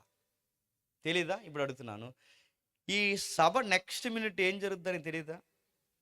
ఆయన ముందే, ఆయన గుర్తుపెట్టుకోండి, నిన్నని, నేడుని, రేపుని ఒకే టైం లైన్లో చూడగలిగిన శక్తి కలిగిన వాడే దేవుడు. అది అంటే ఆయన రేపు టైంలోనే ఇప్పుడే చూడగలడు, జరిగిపోయిందని ఇప్పుడు అంటే ప్రజెంట్లోనే అన్ని సెన్స్ని చూడగలడు. అలాంటి దేవుడికి రేపు ఏం జరుగుతుందో తెలియదండి, తెలుసు. రేపు ఏం జరుగుతుందో దేవుడికి ముందే తెలిసినప్పుడు మీరు గమనించాల్సిన సంగతి ఏంటంటే, ఇప్పుడు దేవుడికి రేపు ఏం జరుగుతుందో ముందే తెలిస్తే ఏం తెలిసింది? ఒక విషయం అర్థమైంది. ఆ విషయం ఏంటి చెప్పిన? వీళ్ళు పాటించలేరు, 10 ఆజ్ఞలు పాటించలేరు. 10 ఆజ్ఞలు ఎప్పుడైతే వీళ్ళు పాటించలేరని అర్థమైందో, వీళ్ళు అర్థం చేసుకోవాలని దేవుడు అనుకుంది. అంటే దేవుడికి ముందే భవిష్యత్తు తెలుసు. భవిష్యత్తు తెలిసిన దేవుడికి మనకు తెలియాల్సిన విషయం ఏంటంటే, వీళ్ళు పాటించలేరని తెలిసినప్పుడు ఎందుకు ఇచ్చాడు మరి? ఇప్పుడు వీడు పాటించలేనప్పుడు వాడికి పని చెప్పడం దేనికండి? ఎందుకు ఇచ్చాడు పాటించలేనప్పుడు అంటే పాటించలేడనే ఇచ్చాడు. నా మాటలు అర్థమవుతున్నాయా? పాటించలేడనే ఇచ్చాడు. పాటించలేడని తెలిసినప్పుడు ఎందుకు ఇచ్చాడు? పాటించలేడికి ఎందుకు ఇవ్వడం అంటే, వాళ్ళు ఎందుకు పాటించలేకపోతున్నారు వాళ్ళకి అర్థం కావాలి. ఎందుకు పాటించలేకపోతున్నారు అంటే, వీళ్ళందరూ ఇద్దరికి పుట్టారు. ఎవరు చెప్పండి? వాళ్ళిద్దరు ముగిద్దాం, చెప్పండి. ఆదాము, అవ్వ. అందుకు పాటించలేకపోతున్నాం. అంటే వాళ్ళకు పుడితే ఎందుకు పాటించలేకపోతున్నాం అంటే, వాళ్ళ స్వభావం మనకు వచ్చింది. వాళ్ళ స్వభావం వచ్చింది. వాళ్ళ ఆజ్ఞని ఎలాగైతే అతిక్రమించారో, దేవుడికి వ్యతిరేకంగా ఎలాగైతే పనిచేశారో, ఆదాము డిస్టర్బ్ అయిన తర్వాత ఆ ఆదాముకే మనం పుట్టాం గనక ఆదాము బుద్ధులు మనకు వచ్చేసాయి. రాలేదా? ఉదాహరణ చెప్పనా? పెద్దోళ్ళకి జబ్బులు ఉంటే మనకు వస్తున్నాయి లేదా? మీ తాతకు షుగర్ ఉంటే నీకు వస్తుందా? తాతకు షుగర్ ఉంటే వస్తుంది, తాతకు బీపీ ఉంటే వస్తుంది, తాతకు దీర్ఘకాలిక దగ్గులు, స్కైవ్యాధులు ఉంటే వస్తున్నాయి, రావట్లేదు. అరే జబ్బులే వచ్చినప్పుడు బుద్ధులు రావా? వస్తాయా? రావా? అప్పుడప్పుడు కుదురులేని పిల్లకాయలు ఉంటారు. ఆ పిల్లకాయని చూపించండి, వీడు ఎవడు బుద్ధి అండి వీడికి అంటారు. చూసారా? ఉన్నాడు ఒకడు ఇత్తనం. నా మాటలు అర్థమవుతున్నా? ఎవరో ఒకరికి ఉంటాయి, గుర్తుపెట్టుకోండి. పెద్దోళ్ళు తాలీకులు ఉంటాయి. అంటే మనకు అర్థం కావాల్సింది ఏంటంటే, బుద్ధులు వస్తాయి. జబ్బులే వచ్చినప్పుడు బుద్ధులు రావా? ఆదాము బుద్ధులు వచ్చేసాయి. ఇప్పుడు చెప్పండి, ఆదాము బుద్ధి నాలో ఉందంటే ఒప్పుకుంటానా? ఆదాము బుద్ధి అంటే పాపం నడుతాం, పాప స్వభావం, అది నాలో ఉందంటే ఒప్పుకుంటానా? ఒప్పుకుంటామా? ఇప్పుడు మనందరం ఉన్నామండి, మనం అందరం పాపులు అంటే ఏ బాధ ఉండదు. అవును బాబు అందరం పాపులు అంట. అలా కాకుండా లేకరా పాపి లేగు అన్నాను అనుకోండి, ఆడు ఏమంటాడండి? నన్ను నువ్వు పెద్ద పుణ్యాతుడు మరి అంటాడంట. నేను అడుగుతాను, ఇండివిజువల్గా ఒప్పుకోమంటే ఒప్పుకుంటారా? అందరితో గుంపులో ఒప్పుకోమంటే ఒప్పుకుంటారు, కానీ వ్యక్తిగతంగా ఒప్పుకోమంటే ఒప్పుకుంటారా? అక్కడ ఎలాగే ప్రార్థన చేస్తున్నాడు, ముగిద్దాం. ఆ ప్రార్థన ఏంటో తెలుసా? ఆడ ప్రార్థన చేస్తూ తగ్గింపు ప్రార్థన చేస్తారు కానీ తగ్గింపు ప్రార్థన, ఆ తగ్గింపు ప్రార్థనలో ఒక ఆయన ఇలా చేస్తున్నాడు. ఏమనంటే, ప్రభువా పురుగును ప్రభువా అన్నాడంట. పక్కనోడు అవును ప్రభువా అన్నాడు. ధూళిని ప్రభువా, దొంగను ప్రభువా, దోచుకుని ప్రభువా, అబద్ధికుని ప్రభువా అని. కానీ ఈ ఏకీభావ ప్రార్థనలు ఉంటాయి కదండి, ఆ గొలుసు ప్రార్థనలో ఆడు అన్నాడట అవును ప్రభువా అన్నాడట. ఏడో లుక్ ఇచ్చాడు, ఏటో అవును అంటున్నాడని. మళ్ళీ చూశాడు, మళ్ళీ మాట్లాడుతూ, దేవా ఇదిగో తగ్గింపులో నేను మరింత తగ్గించుకుంటున్నాను, నీ ఎదుట నేరస్తును ప్రభువా, దొంగను ప్రభువా, ధూళిని ప్రభువా, పురుగును ప్రభువా అని. కానీ అనంట అవును ప్రభువా అని. కానీ ఇటుకి వెంటనే తెక్కేసిపోయి, ఏటో అవునరా నువ్వు చూసావా అన్నాడంట. నీకేం అర్థమైంది? మీకేం అర్థమవుతుంది? అవును ప్రభు అంటేనే తట్టుకోలేకపోతున్నాం, ఏకీవిస్తేనే తట్టుకోలేకపోతున్నాం. అలాంటిది నాలో ఆదాము తిరగబడిన బుద్ధి ఉందంటే ఒప్పుకుంటామా? ఇప్పుడు చెప్పండి, ఆ బుద్ధి బయటికి రావాలి అంటే లోపల ఉన్న హక్కులను స్కాన్ చేసేదోటి కావాలి. ఆ స్కాన్ చేసే మిషన్ పేరే 10 కమాండ్స్. గుర్తుపెట్టుకో, 10 కమాండ్స్లో ఏమున్నాయి? అబద్ధం ఆడొద్దండి. ఆదాము బుద్ధి అబద్ధం ఆడకుండా ఉండలేదు. 10 కమాండ్స్ ఆశించవద్దని చెప్పింది. 10 రూపాయలకి 10 అబద్ధాలు ఆడతాం, ఆశించకుండా ఉండలేము. ఇంకా నేను చెప్తాను వినండి, ఆదాము బుద్ధులు మనలో కొనసాగుతున్నాయి కనుక ఆశించవద్దు అంటే ఏది చూడకూడదు అనుకుంటే అది చూస్తాం, ఏది వినకూడదు అనుకుంటే అది వింటాం, ఏది చేయకూడదు అనుకుంటే అది చేస్తాం. అది ఆదాము బుద్ధి. అది రోమపత్రికలు ఏమంటారు తెలుసా? మనం బలహీనులు అంట. ఏంటట? బలహీనులు. ఎంత బలహీనం అంటే, నేను ఎక్కడ చెప్పిన ఎగ్జాంపుల్ మీకు చెప్తున్నాను, అనేక దిక్కులు చెప్పిన సందర్భాలు మీకు చెప్తున్నాను. మొన్న ఈ మధ్య ఇక్కడ కూడా చెప్పాను, మీకు చెప్తున్నాను వినండి. డాక్టర్ గారి దగ్గరకు ఒక పెద్ద, ఇప్పుడు ఈ మధ్య అందరికీ చిన్నోళ్ళకి పెద్దలు షుగర్లు వచ్చేది కదండి. డాక్టర్ గారి దగ్గరికి వెళ్ళాడట. డాక్టర్ గారి దగ్గరికి వెళ్తే చెప్పాడు, బాబు కొంచెం పొట్ట తగ్గించి, నీకు కొంచెం షుగర్ వచ్చింది, నీకు ఏది పడితే తినేవంటే నువ్వు పాచిపోయిన పూరీలు పానీపూరీలు తింటే త్వరగా పోతావు, కొంచెం ఆ స్వీట్లు అవి తగ్గించి ఇంట్లో వండింది గుట్టుగా వండింది చక్కగా వండింది జాగ్రత్తగా తిని బాబు, రోడ్ల మీద తినగానే డాక్టర్ గారు చెప్పారు. నిజానికి ఆ పెద్ద ఆయన ఎక్కడేమి తిండు, ముఖ్యంగా స్వీట్ లడ్డూలు ఏమి తిండు. లడ్డూలు తినొద్దు అన్నారు డాక్టర్ గారు. లడ్డూలు డాక్టర్ గారు తినొద్దన్న దగ్గర నుండి అప్పటి వరకు తినడం అలవాటు లేని పెద్ద ఆయనకి తినొద్దన్న దగ్గర నుండి చెప్పండి, ముఖ్యాంశాలు మరోసారి తినేయాలనిపించిందంట. అంత బలహీనలు మనం. ఏది చేయకూడదు అనుకుంటామో అదే చేస్తాం, ఏది మాట్లాడకూడదు అనుకుంటామో అదే మాట్లాడ. ఎందుకు ఇలాంటి నేచర్ మనకుంది? వాళ్ళకు పుట్టాం. ఎవరు? ఆదామవులు. ఇప్పుడు గుర్తుపెట్టుకోండి, ఈ బుద్ధికి బైబుల్ లేదా 10 కమాండ్స్ లేదా విడదీసుకుంటూ పోతే 5 పుస్తకాలు, అదే కాండాలు, వాటిని విడదీసుకుంటూ పోతే ప్రవక్తల పుస్తకాలు, మొత్తం కలిపితే పాత నిబంధన. ఈ పాత నిబంధన అంతటి కలిపితే ధర్మశాస్త్రం. ఈ ధర్మశాస్త్రం నీ మీద నా మీద నేరం పెట్టింది. ఏమన్నా చెప్పనా? ఒక్క మంచి క్వాలిటీ కూడా నీలో లేదురా అంతే. ఎక్కడ ఉంది? ఏమంది? ఒకసారి చూద్దాం. రోమిలికి రాసిన పత్రిక చూడండి, ముగిద్దాం. రోమిలికి రాసిన పత్రిక 3వ అధ్యాయం, రోమిలికి రాసిన పత్రిక 3వ అధ్యాయం 11వ వచనం నుండి. నీతిమంతుడు లేడు. 10వ వచనం చదవమ్మా. 3వ అధ్యాయం 10వ వచనం. రాయబడినదేమనగా, ఇందును గూర్చి రాయబడినది ఏమనగా, నీతిమంతుడు లేడు. ఇందును గూర్చి రాయబడినది ఏమనగా నడుతుంది. ఎక్కడ రాయబడింది? ఎక్కడ రాయబడింది? ఎక్కడ రాయబడింది చెప్తుంది. ఇంకా పైకి వెళ్తుంది అవుతున్నాం. అలాగైతే ఏమందము? మేము వారి కంటే శ్రేష్ఠులమా, తక్కువ వారమా? ఎంత మాత్రము కాదు. యూదులేమి గ్రీసు దేశస్తులేమి అందరూ పాపమునకు లోనై ఉన్నారని ఇంతకు ముందే దోషారోపణ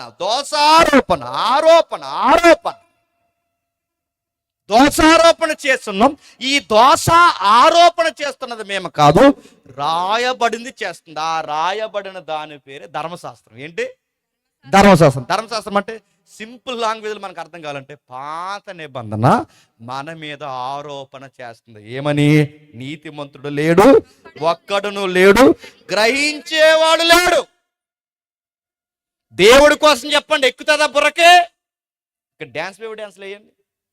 తుఫాన్ వచ్చేసిన ఎల్లరింటికి గ్రహించే వాళ్ళు లేరు. నేను మళ్ళీ చెప్తాను వినండి, దేవుడి కోసం ఒరే మనం అందరం మనుషుల నుండే పుట్టొచ్చామనంటే ఈ సొసైటీకి బుర్రకెక్కదు. కానీ డార్విన్ థియరీ ప్రకారం మనిషి కోతి నుంచి వచ్చాడానండి. మనిషి కోతి నుంచి రావడం ఏమైనా లాజికల్ సబ్జెక్ట్ అండి అది? నేను అడుగుతున్నాను, ఎవరైనా ఈ వంకర సైన్స్ ప్రూవ్ చేయబడిన థియరీని నమ్ముతున్నారు ఎవరంటే, మనం మనుషులు ఆదామవ్వల నుంచి వచ్చామని బైబిల్ ట్రూత్ చెప్తుంటే మనుషులు కోతి నుంచి వచ్చినట్టు ఎవిడెన్స్ ఉందా? ఇంకా ప్రశ్న అడుగుతాను చెప్పండి. గ్రహించే వాళ్ళు లేరు, ఎతికే వాళ్ళు లేరు, మనం ఎలా సృష్టింపబడ్డామని ఆలోచించే వాళ్ళు లేరు. మనం కోతులకు పుట్టాం. ఒకవేళ మనం కోతులకి పుడితే ఎలా వచ్చామంట? ముందు 2 కోతులు పుట్టాయట, ఆ కోతులు కొంచెం నడిచాయంట, ఆ నడిచిన తర్వాత కొంచెం పైకి లేసాయంట, ఆ పైకి లేసి కొంచెం బట్టలు వేసుకొని నేర్చుకుంటా అలా అలా ముందుకు వచ్చి ఈ మధ్య కంప్యూటర్ ముందు కూర్చున్నాయంట. ఇదే కదండి థియరీ. నేను అడుగుతున్నాను, ఒకవేళ పరిణామ క్రమ సిద్ధాంతం ఎవల్యూషన్ థియరీ రైట్ అయితే నేను అడుగుతున్నాను, ఇప్పటికీ కోతులు ఉన్నాయి, ఆ కోతులు ఎందుకు ప్యాంటు సొక్కా వేసుకోవట్లేదు? ఇంకా అడుగుతున్నాను చెప్పండి, ఒకవేళ మన కోతుల నుంచి వస్తే కాన్షియస్ ఒకటి ఉంది, కాన్షియస్ తెలుసుగా, మనస్సాక్షి. ఇప్పుడు థియలాజికల్గా మీరు చదవండి, ఎప్పుడైనా లాజికల్గా అడగండి, ఎవడన్నా ఈ వంకర మాట మాడితే మీరు చెప్పండి, కాన్షియస్ అనేది ఎప్పుడు పుట్టింది? అది ప్రారంభం కోతి నుంచి ఉందా, మధ్యలో వచ్చిన కోతికి వచ్చిందా, అది ఎక్కడి నుంచి వచ్చింది? అది మధ్యలో వచ్చిందని నువ్వు అంటే మధ్యలో కోతులకి కాన్షియస్ ఎందుకు రావట్లేదు? కాన్షియస్ వస్తే ఏం చేయాలి? అవి చదువుకోవాలి, అవి చదువుకోవడం కాదు, అవి రాజ్యాంగాలు రాసుకోవాలి, అవి బట్టలు వేసుకోవాలి, అవి స్కూళ్ళు కట్టుకోవాలి. కట్టుకున్నాయా? ఇంకా చెప్పినా మన కాన్షియస్ ఒప్పుకోని మాట చెప్పినా, నిన్న ఆధార్ కార్డులో నీ నేమ్ అడుగుతారు, మీ డాడీ నేమ్ అడుగుతారు, మీ సర్ నేమ్ అడుగుతారు. అడిగినప్పుడు సన్ ఆఫ్ పెద్ద కోతండ్రాయ్ రాస్తావా? సన్ ఆఫ్ పెద్ద కోతి, సన్ ఆఫ్ చిన్న కోతండ్రాయ్. గ్రహించేవాడు లేడు, ఎతికేవాడు లేడు, బుర్రకెక్కించుకునేవాడు లేడు. ఈ సృష్టి ఏంటి, రాత్రి ఏంటి, పగలేంటి, పుట్టికేంటి, చావేంటి, ఈ మధ్యలో గొడవలేంటి, ఈ తతంగం ఏంటి, ఈ రోజులు గడిచిపోతుంటే ఈ కాలం ఎక్కడ పోతుందని ఎతికేవాడు ఏడి? మరో మాట్లాడుతాను చెప్పండి, ఇదే గ్రౌండ్లో, ఇదే స్థలంలో మనకు ముందు ఎన్ని తరాలు నడుచుంటాయి, ఆ తరాలన్నీ ఏవి ఎక్కడికి పోతున్నాయి? గ్రహించే వాళ్ళు ఏరి. లింగులింగమని ఇంకో 50 సంవత్సరాలు బతుకుతాం మనం, ఆ తర్వాత మనం అందరం ఎక్కడికి పోతాం? ఈ చిన్న పిల్లలు ఉంటారు, ఇంకెవరైనా ఉంటారా చెప్పండి? ఏది అంటే గ్రహించేవాడు లేడు, దేవుణ్ణి ఎతికేవాడు లేడు. డబ్బు ఎతికే వాళ్ళు ఉన్నారు, లోకం ఎతికే వాళ్ళు ఉన్నారు, సుఖాలు ఎతికే వాళ్ళు ఉన్నారు, రకరకాలు ఎతికే వాళ్ళు ఉన్నారు. దేవుడిని ఎతికేవారు ఏంటి? దేవుడు అంటే ఏంటి? దేవుడి మాట అంటే ఏంటి? అసలు దేవుడు ఏం ఉనికి ఉన్నాడు, నేచర్ ఆఫ్ గాడ్ అనే దానికి బైబిల్ ఏం చెప్తుందని ఆలోచించే వాళ్ళే. కనబడింది ప్రతీది దేవుడే, వినబడిన ప్రతీది దేవుడే. మనుషులు దేవుడు, చెట్లు దేవుడు, పుట్ల దేవుడు, తింగరోళ్ళు పిచ్చోళ్ళు కూడా ఈ సొసైటీలో దేవుళ్ళు కాదా? మీరు చూడండి, కావాలంటే ఆ మధ్యకాలంలో ఇప్పుడు కూడా తిరుగుతుంది ఆ వీడియో, తమిళనాడులో ఎవరో మెదడు చెదిరిపోతుంది. ఇప్పుడు ఏం ఫ్యామిలీ ప్రాబ్లమ్స్ ఏంటో, లోపల సొక్క వేసుకుంటుంది, ఇంకో సొక్క వేసుకుంటుంది, ఆ పైన ఒక నైట్ వేసుకుంటుంది, మళ్ళీ ఆ సూట్ వేసుకుంటుంది, ఇచ్చిన ఎవరెవరు ఏమైతే అన్నీ వేసుకుంది, ఇంకా స్నానం కాడ చేయదు, ఆవిడకి మెదడు చెడిపోయింది. అలా తిరుగుతుంటుంది. ఇలా తిరుగుతుంటే ఆ తిరుగుతున్న ఆవిడ వెనకాల ఆడి కార్లు, బెంజ్ కార్లు, రేంజ్ రోవర్ కార్లు, కోట్ల రూపాయలు, లక్ష రూపాయల కార్లు అండి, ఆ కార్లలో దిగిన హై పీపుల్ ఎవరైతే ఉన్నారో వీళ్ళందరూ దిగొచ్చి ఆవిడ అలా వెళ్ళిపోతుంటే ఆ టీ కొట్టు దగ్గరకు వచ్చి ఆ టీ కొట్టు దగ్గర నిలబడితే ఆ టీ కొట్టు టీ ఇస్తే సగం టీ తాగుతుంది, పూర్తిగా తాగదు, ఆ టీ కప్పు అక్కడే పడేస్తుంది. ఈడు ఆడి కార్లో దిగా టీ తాగుతాడు, పాసిపోంటి. ఈవిడ ముఖం కడగదు, స్నానం కాదు, ఏం మీరు చూడండి, ఇంటర్నెట్లో ఉంది. అరే ఈవిడ పాడేసింటే ఆడెందుకు తాగుతాడు ఇంత పెద్ద కారులో తిరిగంటే? ఆవిడ దేవత, దేవుడు. ఆవిడ ఎంగిలి చేసింది ఈ పాసిటీ తాగితే వాళ్ళకి మంచి జరుగుతుందని నమ్మకం అక్కడ. ఎవరికో ముందు అలా జరిగిందంట, ఆ సగం ఇడ్లీ తిని పడేస్తే మిగిలిన ఇడ్లీ తిన్నాడంట, ఇంకా ఆ రోజు నుంచి ఆడికి మంచేనంట అంతా. అంతే, అది ఆ నోట ఈ నోట పాకేస్తుంది. ఇంకా ప్రతి ఒక్కడు ఆవిడని దేవత చేశారు. అందుకే ఆవిడ పేరు టోపీ దేవత. మీరు కొట్టి చూడండి కావాలంటే, టోపీ దేవత. టోపీ ఎడుగు తిరుగుతుంది అలా ఆ టీకో పట్టుకుని. ఆ పాసిపోయింటి ఈ పళ్ళు కూడా కడగదండి, అది తాగెత్తే పుణ్యం. దేవుణ్ణి ఎతికేవారు చెప్పండి లేరు. దేవుళ్ళు నడుతున్నారు, మనుషులు దేవుళ్ళు అయిపోయారు, బొమ్మల దేవుళ్ళు అయిపోయారు, పిచ్చోళ్ళు దేవుళ్ళు అయిపోయారు. ఈ సొసైటీలో దేవుళ్ళు అయిపోవడం చాలా ఈజీ కాదా? ఆ పడిపోయిన వాడిని మీరు లేగదీయండి, దేవుళ్ళలాగా వచ్చావు బాబు అంటే పడిపోయిన వాళ్ళని లేపితే దేవుళ్ళు అయిపోతాం. ఇక్కడ ఈజీగా పడిపోయిన వాళ్ళని లేపితే దేవుళ్ళు అయిపోతాం. సాంబారు దాన్ని ఏమంటారు, అదే ఇలా కలుపుతారు, దాన్ని ఏమంటారు, అదే గట్టి కాదు దాన్ని, అదే తాలింపు, అడుగుతున్నాను. సాంబారు తాలింపు పెడుతున్నప్పుడు కరివేపాకు తక్కువ వస్తే పక్కింటి ఆవిడ కరివేపాకు ఇస్తే దేవుళ్ళలాగా ఇచ్చామన్నాడు. కరివేపాకే కరివేపాకు ఇస్తే దేవుళ్ళు అయిపోతాం, మంచిలు ఇస్తే దేవుళ్ళు అయిపోతాం, పడిపోయిన వాళ్ళు లేపితే దేవుళ్ళు అయిపోతాం. అందుకే ఈ సొసైటీని దేవుని గుడ్డు వచ్చింది, గుడ్డుతనం వచ్చింది ఈ ప్రపంచానికి, నడ్డితనం వచ్చింది ఈ ప్రపంచానికి, అంధత్వం వచ్చింది ఈ ప్రపంచానికి. వెతికే వాళ్ళు లేరు. మరి ఏం చేస్తున్నారంటే అందరూ త్రోవ తప్పి ఏకముగా పనికి మాలిన వారయ్యారు. ఇప్పుడు మనకు ఒక ట్యాగ్ ఇచ్చింది బైబిల్. మనం ఎవరమంట? గట్టి చెప్పండి, రెండోసారి చెప్పండి, మూడోసారి చెప్పండి, ఒప్పుకొని చెప్పండి, మనం ఎవరని చెప్పండి. పనికి మాలిన వాళ్ళని గుర్తెట్టుకోండి. మనం పనికి మాలిన వారు. ఇప్పుడు ఈ పనికి మాలిన వారికి పనికి వచ్చేది ఒకటి ఉందా? లిస్ట్ రాశాడు. ఏమని? మేలు చేయవాడు లేడు, ఒక్కడును లేడు. మేలు చేస్తారా? పిల్లికి బిచ్చమెట పెడతారా? మేలు చేయవాడు లేడు, ఎతికేవాడు లేడు. వారి గొంతుకి తెరిసిన సమాధి, వారి నాలుగుతో మోసం చేస్తారు, వారి పెదవుల కింద సర్పవిషం ఉంది, వారి నోటి నుండి శపించుట పగ ఉన్నవి, వారి రక్తం చిందిన పాదాలు పరిగెత్తున్నవి, నాశనం కష్టం వారి మార్గాల్లో ఉన్నవి, శాంతి మార్గం వారు ఎరుగరు, వారి కన్నులు ఎదుట దేవుని భయం లేదు. ఇప్పుడు బాగా అవయవాల లిస్ట్ రాశాడు అక్కడ చూడండి. మన గొంతుకు మంచిది కాదు, నాలుగు మంచిది కాదు, పెదాల మంచిది కాదు, నోరు మంచిది కాదు, పాదాల మంచిది కాదు, కన్నుల మంచిది. మరి ఏం మంచి ఉంది? ఏ మంచి లేదు. లోపల ఏమైనా మంచి ఉన్నాయా? లోపల ఆ హృదయం అసలు మంచిది కాదు.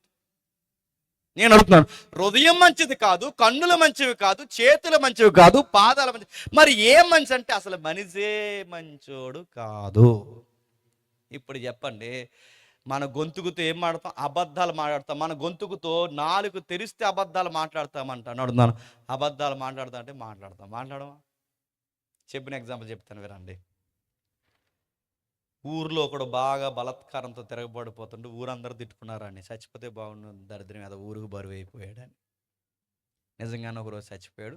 ఆ చనిపోయినోడిని చూడడానికి వస్తారు కదా, మా ఊళ్ళో చనిపోతే చూడడానికి వచ్చారు. చూడడానికి వచ్చినప్పుడు చూస్తూ అన్నారంట, అయ్యో పాపం ఎంత మంచోడో చచ్చిపోయేటండి అన్న. ఏంటి మనోడికి తిట్టిన వాళ్ళు వీళ్ళే. ఇప్పుడు ఏమన్నారంట, అయ్యో ఎంత మంచోడు చచ్చిపోయేటండి అనగానే అలా ఆవిడ అక్కడే పక్కన కూర్చుని ఏడుతుందంట. ఏడుతూరే చిన్నోడా ఇలారా, చచ్చిపోయింది నానో కాదో చూడోసారి అందంట. ఎందుకు?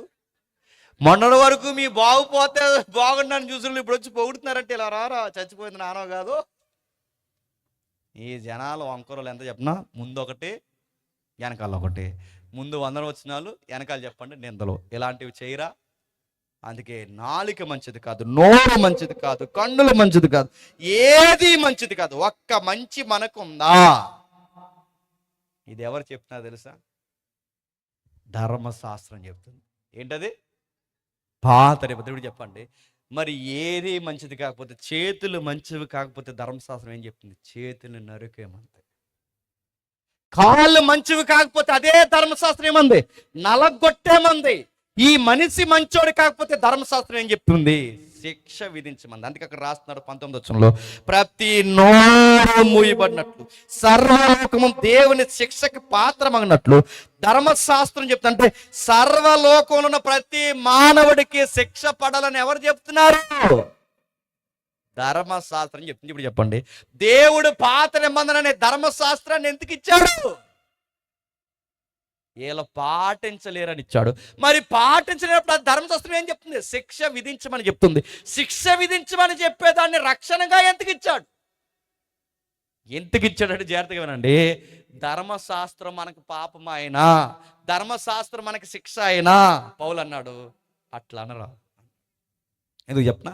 ధర్మశాస్త్రం లేకపోతే పాపం అంటే ఎట్టుదో నాకు తెలియదు. నాలో ఈ జబ్బు ఉందని నాకు తెలియాలంటే నన్ను స్కాన్ చేసి ఒక మిషన్ కావాలి. గుర్తుపెట్టుకోండి, నాలో డిసీజ్ ఉందని తెలియాలంటే నన్ను పరీక్షించే పరీక్ష నాలుగు ఒకటి కావాలి. ఇప్పుడు నేను ఎలా ఉన్నానని తెలియాలంటే నన్ను పరీక్షించేది ఒకటి కావాలి. నాకు జ్వరం ఉందని చెప్పాలి, జబ్బు ఉందని చెప్పాలి. నన్ను పరీక్షించే పరికరమే చెప్పండి ధర్మశాస్త్రం. ఇప్పుడు నాకు జబ్బు ఉన్నదని చెప్పిన అది ఏం చేసింది తెలుసా? చచ్చిపోతావరా అని చెప్పింది. ఎలాగుంటే పోతావరా అని చెప్పింది. నేను పోతానని పక్కా నాకు అర్థమైపోయింది.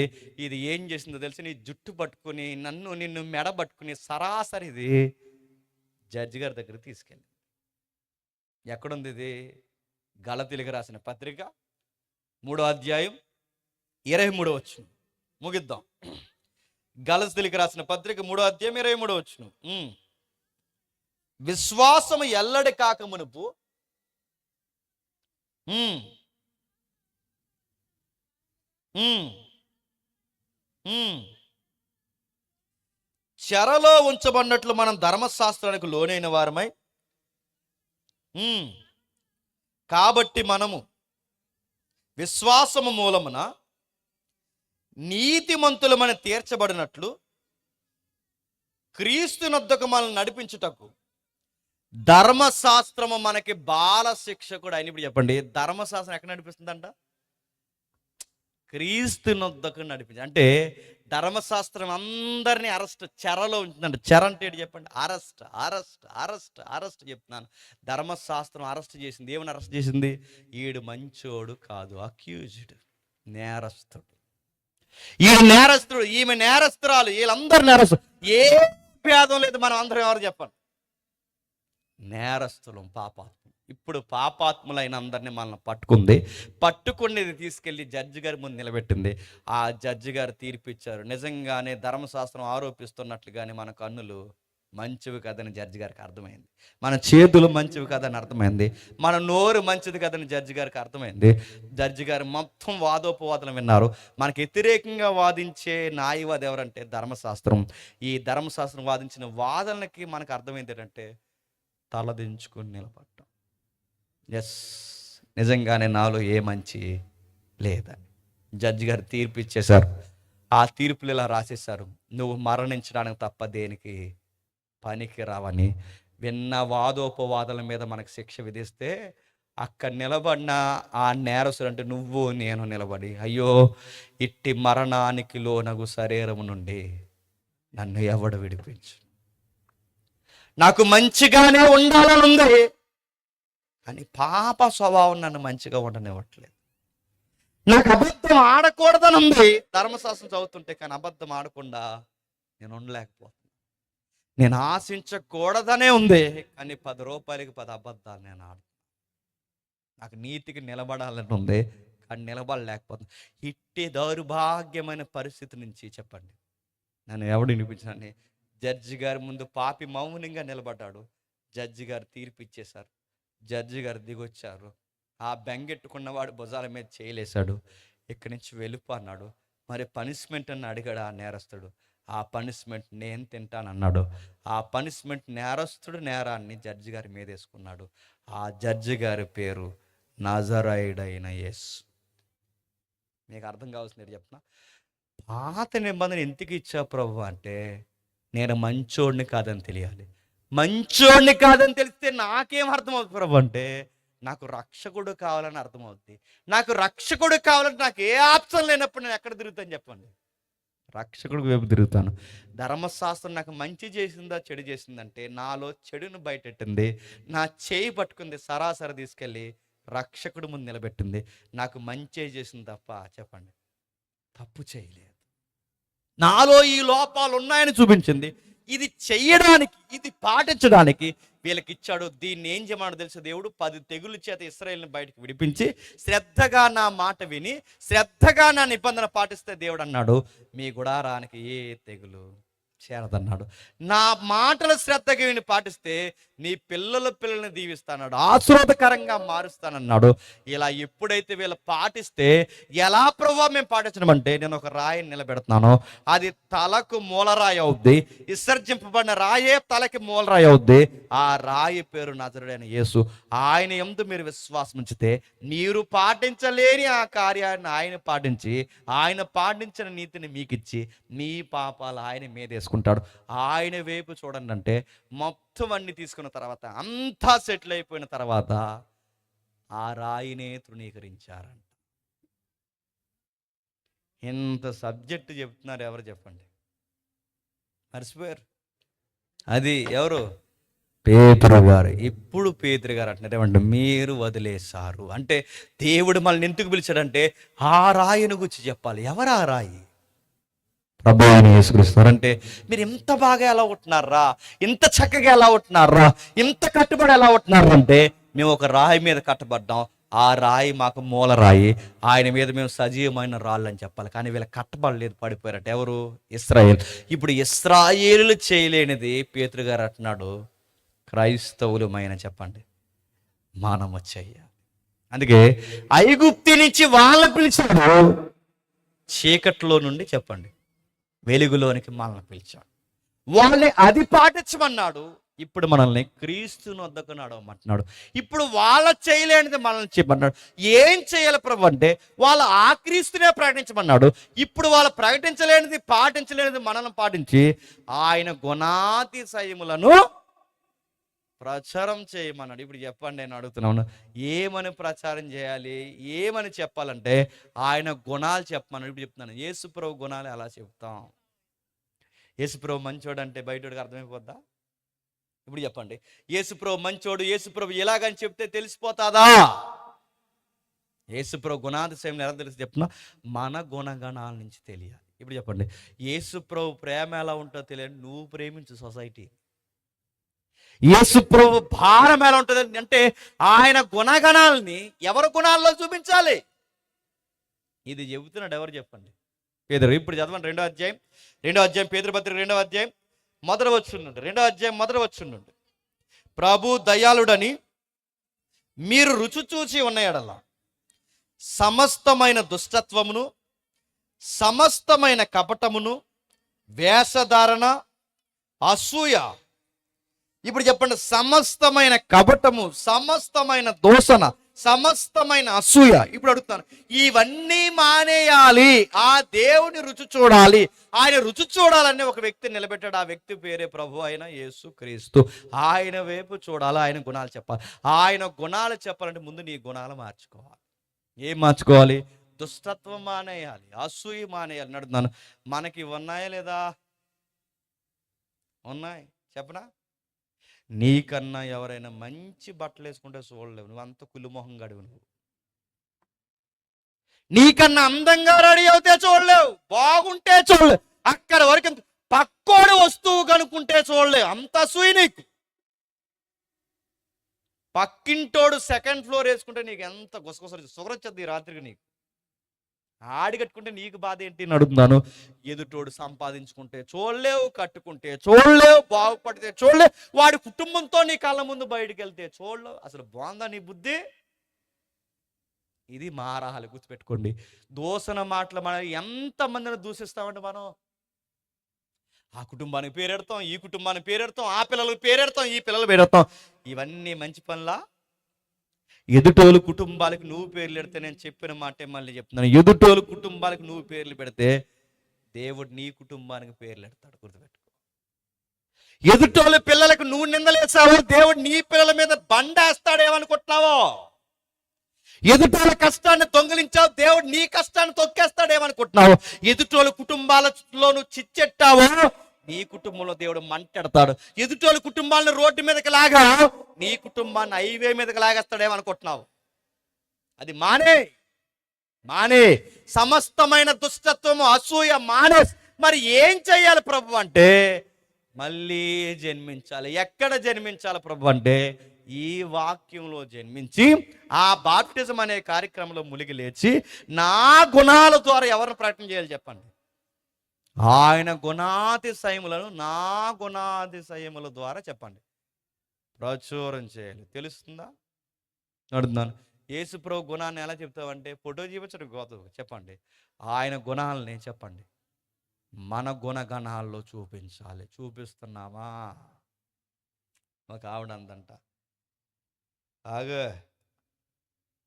చర్చ అయిపోయింది కాబట్టి బతికిపోయావు అందంట.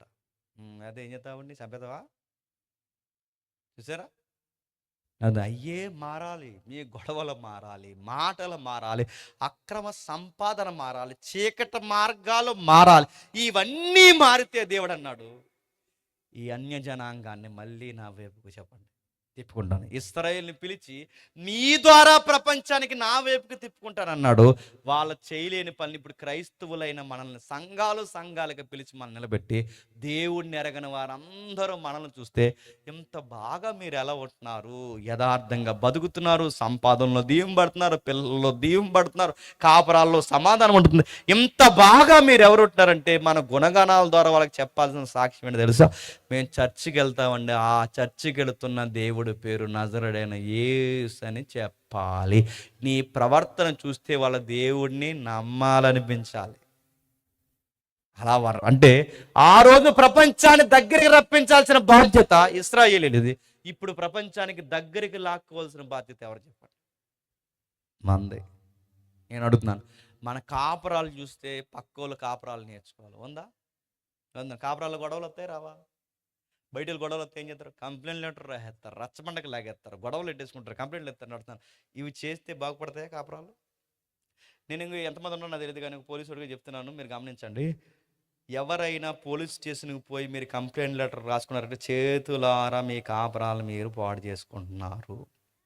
పోలీస్ స్టేషన్ మెట్లు కాపరాలను కలపో, కోర్టులు కాపరాలను కలపో, మంట కలిసిపోతారు. మళ్ళీ చెప్తున్నాను నేను, ఏదన్నా ఉంటే సర్దుకుంటేనే. ఇప్పుడున్న కోపాలు రేపుండో, రేపున్న కోపాలు రేపుండో. ఈ లోపు నువ్వు టెంపర్ మీద లెటర్ రాసావంటాడు, అన్నీ మర్చిపోవాడు, పట్టుకుంటాడు. నా మీదే కంప్లైంట్ ఇచ్చావు కదే, చచ్చిపోతాను నేను చేసుకుని అంటాడు. మళ్ళీ గుర్తుపెట్టు, మళ్ళీ నా దగ్గర వద్దంటాడు. గుర్తుపెట్టి ఈగోనికి వెళ్ళిపోతారు, ఆటి జోలికి పోవద్దు. ఈ బయట వాళ్ళు చీటికి మాటికి పోలీస్ స్టేషన్ పోతారు, అక్కడ పోతారు, ఇక్కడ పోతారు, కానీ మనం పోకూడదు. ఎందుకు చెప్పనా? మనం దేవుడిని నమ్ముకున్న బిడ్డను. ఉదయం గొడవ పెట్టుకున్నాం అనుకోండి, సాయంత్రానికి చెప్పండి సమాధానం పడిపోవాలి. ఇప్పుడు మా వైఫ్ ఉంది, వచ్చింది, ఇక్కడ ఎక్కడో ఉంది, తెక్కలేసి మాట్లాడప్పుడు మాట్లాడదా? నేను మంచిదే కనుక నాకు కోపం, తెక్కలేసే మాట్లాడతా. అప్పుడు గోడకి ఇలా గుద్ది జారేసేలా అనిపిస్తుంది, కానీ జారేయగలమా? తెలుపుతున్నాం. అవసరమైతే అప్పుడప్పుడు మరీ శృతి మించిన మాటలు మాట్లాడితే సరి చేయడానికి ఒక దెబ్బ వేస్తాను. మళ్ళీ అలాగెలా తిరిగి వచ్చి సాయంత్రానికి నేనే ఐ లవ్ యూ చెప్పి మర్చిపో అంటాను. ఎందుకంటాను చెప్పండి? యేసు ప్రభువుని నమ్ముకున్నా. అలా కాకుండా నేను కొట్టిన ఇది ఎర్రబోసి ఎక్కేసి వెళ్ళిపోయి, ఇక నువ్వు వెళ్ళిపోయి కానీ నువ్వు అత్త రావడానికి వీలు లేదని నేను తిరగబడిపోయి, ఇవన్నీ జరిగితే నడుతున్నాను. లోకస్తులు అలాగుండి మనము అలాగూ ఉంటే యేసు ప్రభుని ఏం పరిచయం చేస్తాం? మన కాపురాలను చూస్తే వాళ్ళు నేర్చుకోవాలి, మన చదువులను చూస్తే వాళ్ళు నేర్చుకోవాలి, మన వ్యవహారం ఏవైతే ఉందో వీటన్నిటినీ బట్టి ఎదుటోళ్ళు యేసు ప్రభుని నమ్ముకోవాలనిపించాలి. దేనికి పిలిచాడట దేవుడి గుర్తు? ఇదంతా చెప్తుండే ఎవరు చెప్పండి?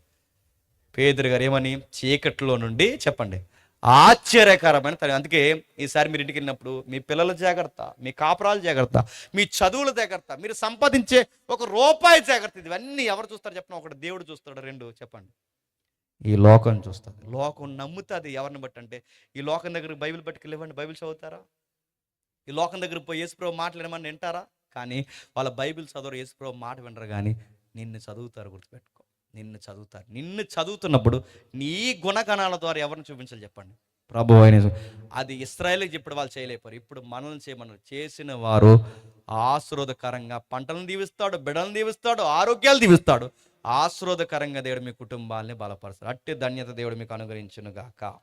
Amen, amen, amen. ప్రార్థన చేసుకుందాం. ప్రేమగల తండ్రి, కృపగల దేవా, ఈ పరిసర ప్రాంతాల్లో చుట్టూ వర్షాభావం ఉన్న పొడిబారిన వాతావరణాన్ని మాకు కలగజేసినందుకు మీకు స్తుతులు. అందుని బట్టి మిమ్మల్ని మహిమపరుస్తున్నాం. వచ్చిన వారికి ఈ వాక్యాన్ని వారి హృదయాల్లో చొప్పించండి. విన్నవారు ధన్యులు, విడిచిపెట్టిన వారు వారి ఆత్మలకు వారే ఉత్తరవాదులు. స్థానిక దైవజనుని పెద్దలందరినీ బలపరచండి.